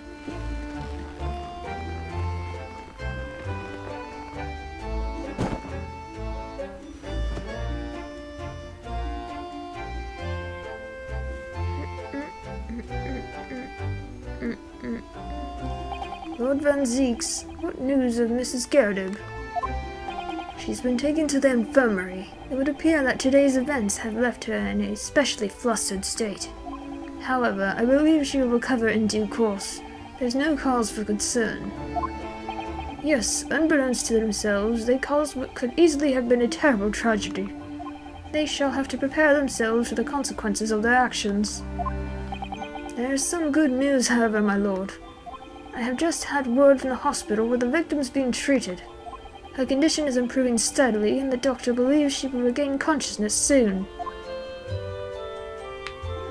It's strange. We've been talking about the victim all this time, but we never once met her. How wonderful. The woman is out of danger, it seems. Yes, that is good news. So, Mr. Soseki Natsume?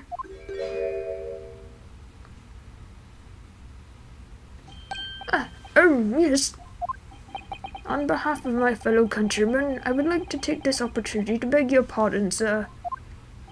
You came from your distant eastern homeland to study our great British culture, and have been repaid with immeasurable unkindness. Please accept our heartfelt apologies.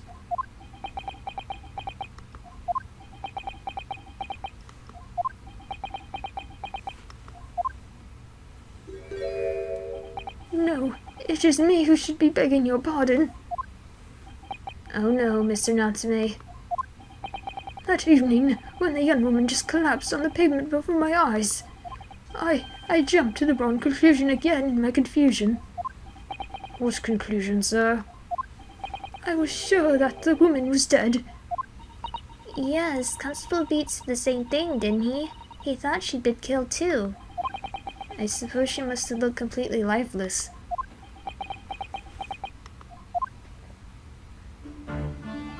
It's been about a year since I arrived in Great Britain now, but I still can't get used to life here. I can't relax. I'm sure there are evil spirits lurking in the fog, like they're haunting me. Poor Soseki-san. His imagination really has got the better of him. Yes, poor man. So when it happened, I thought the young woman had been taken by the fog spirits. I should never have dropped my books like that and run away. I should have called for help, for a doctor, for the police. Instead, I've managed to create a rift in the relationship trust between our two empires. And for that, I'm truly sorry.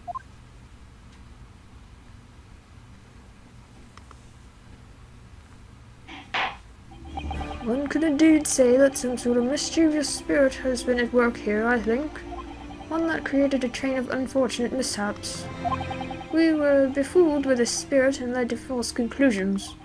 But thanks to Lord Van Zeeks and our young lawyer here from the east, our chain has now been broken and the spirit exorcised. I heartily commend you both. Oh. Now then, ladies and gentlemen of the jury. Yes, my lord. In concluding this trial, I must ask you one last time for your decisions regarding the defendant's culpability. Are you ready to present your findings to the court? As the foreman of this jury, I can assure you we've reached a fair and just conclusion. I do declare the truth can be extremely cruel at times. Well, I didn't suspect the woman next to me, that's for sure. Sitting in for the old bean, once she's out of action, you know. But I know what her decision would be. Does this mean I'll finally be able to get out of here and start work? Oh, it's about time. I say, I'll have a cork of a story to tell the grandchildren when I get home, won't I? Very well, ladies and gentlemen of the jury, I hereby demand your final decisions. Mr. Foreman? Not guilty. Not guilty. Not guilty. Not guilty. Not guilty. Not guilty.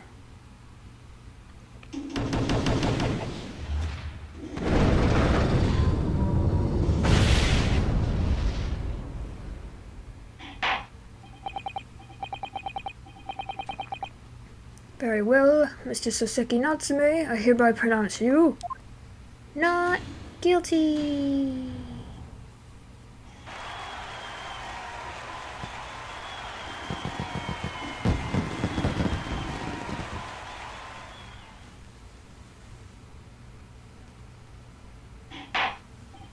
And finally, Mr. Natsume. Oh, yes, Lord, sir. You are now a free man once more.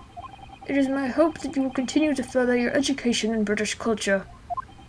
And may you never again be brought before me. Oh yes, sir, of course. On my life, I swear I'll never set foot in a courtroom again. I'm transported to tears. Thank you, counsels. Court is adjourned.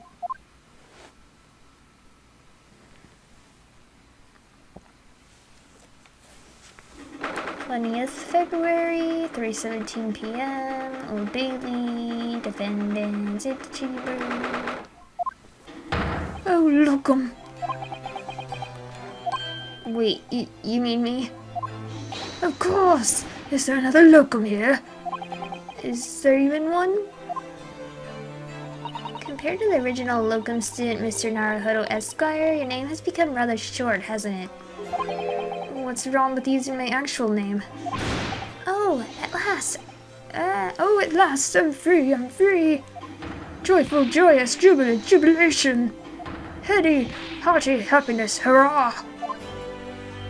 Oh, I'm pleased. Mr. Natsume is delighted. Would it be so hard just to say that then? Locum, you did it! You saved me from the brink! Well, what happened to the poor woman was in no way your fault, after all. I'm just glad everyone can see that now. No, not that. Lovely, loyal locum lawyer! Yes? I mean, as I said before, I have just never got used to life here in Great Britain. Every time I look over my shoulder, I see foreigners, I see towering brick buildings. And from high up windows, I see them looking down on me, laughing. Look at that little hunchback. Oh dear, I'm sure it's all in your head, Mr. Natsume. But today, you locum lawyer gave my bloom the boot. You stood firm behind that barnacle bench before all those babbling British. You battled to the bitter end, laying bare the baffling truth. And when I beheld the blinding fireworks among the beams of the Bailey's roof, I bellowed, "Behold the best barrister ever born!" Oh, that's very flattering, and we're very pleased for you. This has given me a wonderful anecdote to recount to my old friends back in Japan. An anecdote? Is that what's to become of all my hard work? Ah, there you are, my dear fellows. I apologize for keeping you waiting. I rose late this morning. Oh, Mr. Sholmes, what a pleasure to see you. I see I'm not here, not a moment too soon. A disaster has been averted, I'm glad to say. Oh. The trial shall begin presently, Mr. Naruhodo, and I wish you the very best of luck. It's just finished. What? No! Then my haste was in vain! Arr, it's you! Sherlock Holmes! Oh, have we met, sir? This is Mr. Natsume, the man you had arrested, Mr. Sholmes. Ah, I see. I failed to recognize you at first. Our previous encounters have taken place in the gloom, either of your bleak lodgings or that prison cell. I simply couldn't place that curious face in the light. Charming. This is all your fault, Sherlock Holmes. You're the reason I had to go through this terrible ordeal. I'm going to give you peace of my mind. My apologies, sir, but I assure you, I have placed you now. You're the fellow who abandoned that poor young lady and ran off, are you not? Had she been taken to hospital more urgently, I feel perhaps she would have regained consciousness by now. Oh. But it was unavoidable, I'm sure. We are but human after all. Anyone would have been shaken by such an experience.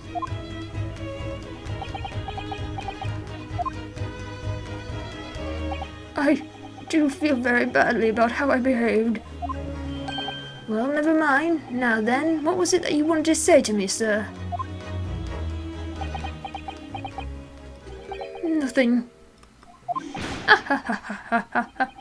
Priceless. Oh, I'm sorry, really, but that was quite priceless. Poor Saseki-san. Still, on the bright side, you've had an extremely entertaining experience without paying a penny. And it would seem you were not even found guilty. But there's no bright side. Whatever do you mean, Mr. Natsume? Even after this, I'm still cursed by the spirits and now by the Reaper. Lord Van Zeeks. I haven't forgotten, you know, what facing that man in court means. Even if you're found not guilty, you're still doomed. It'll be alright, Mr. Natsume. If the Reaper appears trying to make trouble, I'll protect you. Hiya! With a perfectly executed Susato takedown. Much as I like being turned on my head, a bit of warning might be nice next time, Mrs. Otto.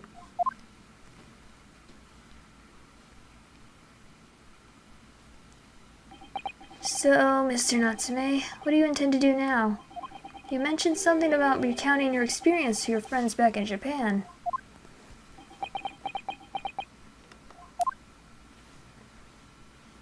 Yes, I intend to return to my homeland soon. Oh, It has already been a year since I arrived here in Great Britain. I visited universities, libraries, bookshops. I've been honored with the tutelage of professors.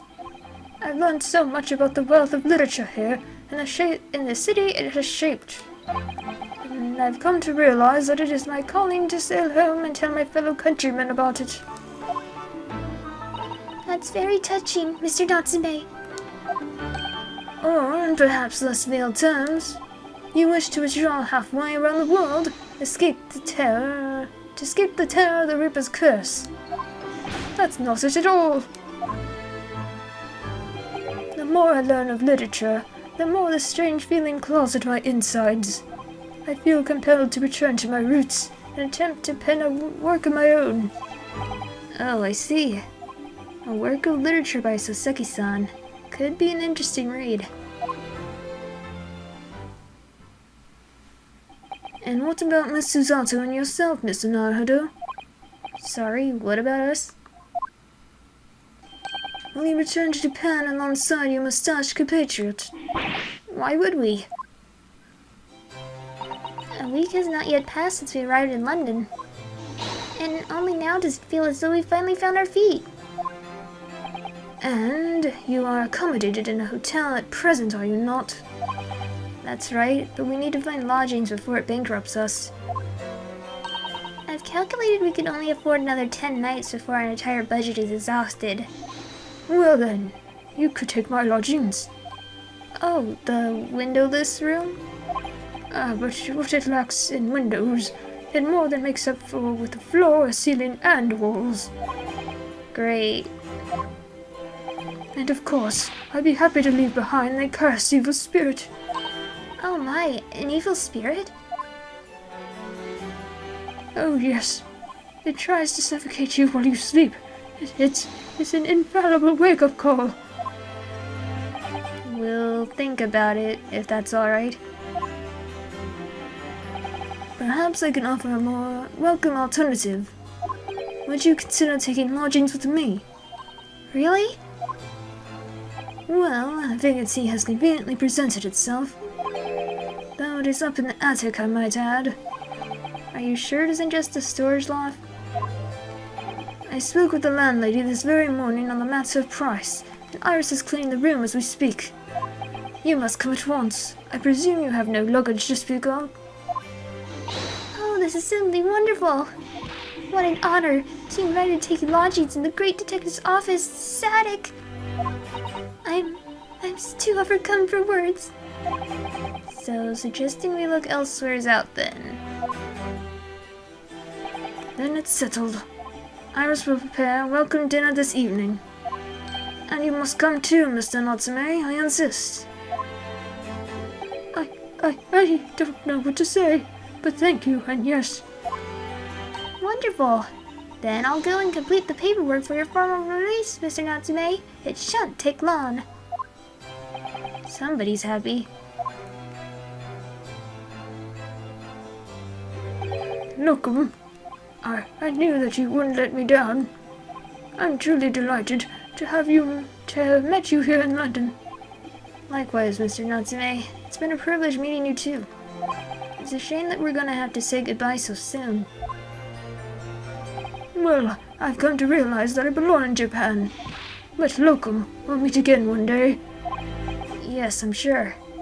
And hopefully by then, I'll be a successful lawyer. Hopefully by then, I'll be a successful author. Well, my dear fellow, our carriage appears to have arrived. Shall we go, Mr. Naruhodo? Yes, Mr. Sholmes.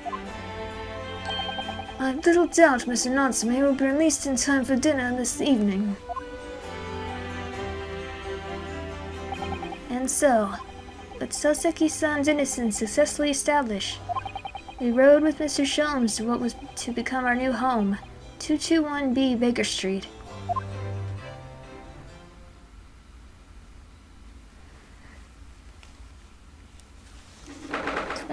February, 4:41 p.m., the attic room.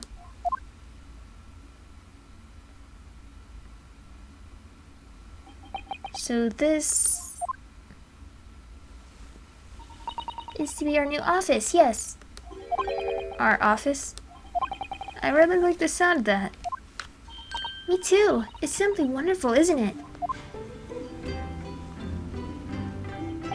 I hope you can see this, Kazuma. It's only a small step, but I like to think we're getting a little closer to your dream now. So, my dear fellows, do you like the place? Oh, you look different without your coat. Ah, Mr. Sholmes, yes, thank you so much. It's a delightful room, Mr. Sholmes. I simply adore it. Good. I'm pleased to hear it. Iris and I are delighted to welcome you. I hope everyone's hungry. It's nearly time for dinner. We'll eat as soon as Mr. Natsume arrives. We'll have a lot to celebrate. Iris, you must let me help you. Alright then, Susie. You can be in charge of the salad. Splendid.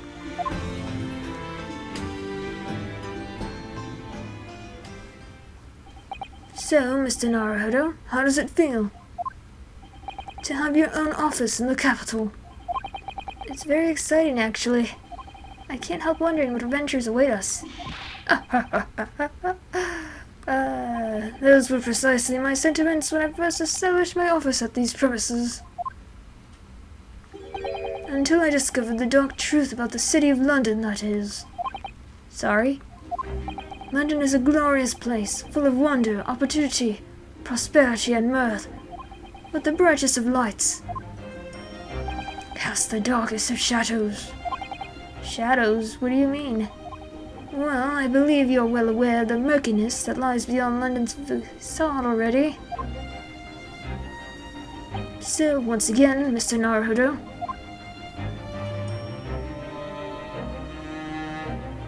welcome to London.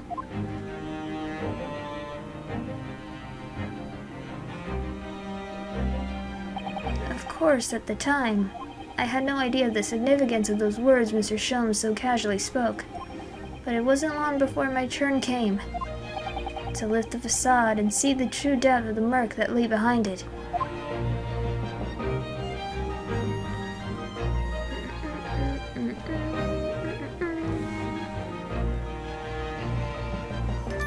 Yay! Save. Yes. Alright. I'll end it here. Next time we'll start the unspeakable story, whatever that entails. So I hope you guys enjoyed it, and I'll see you in the next one. Bye!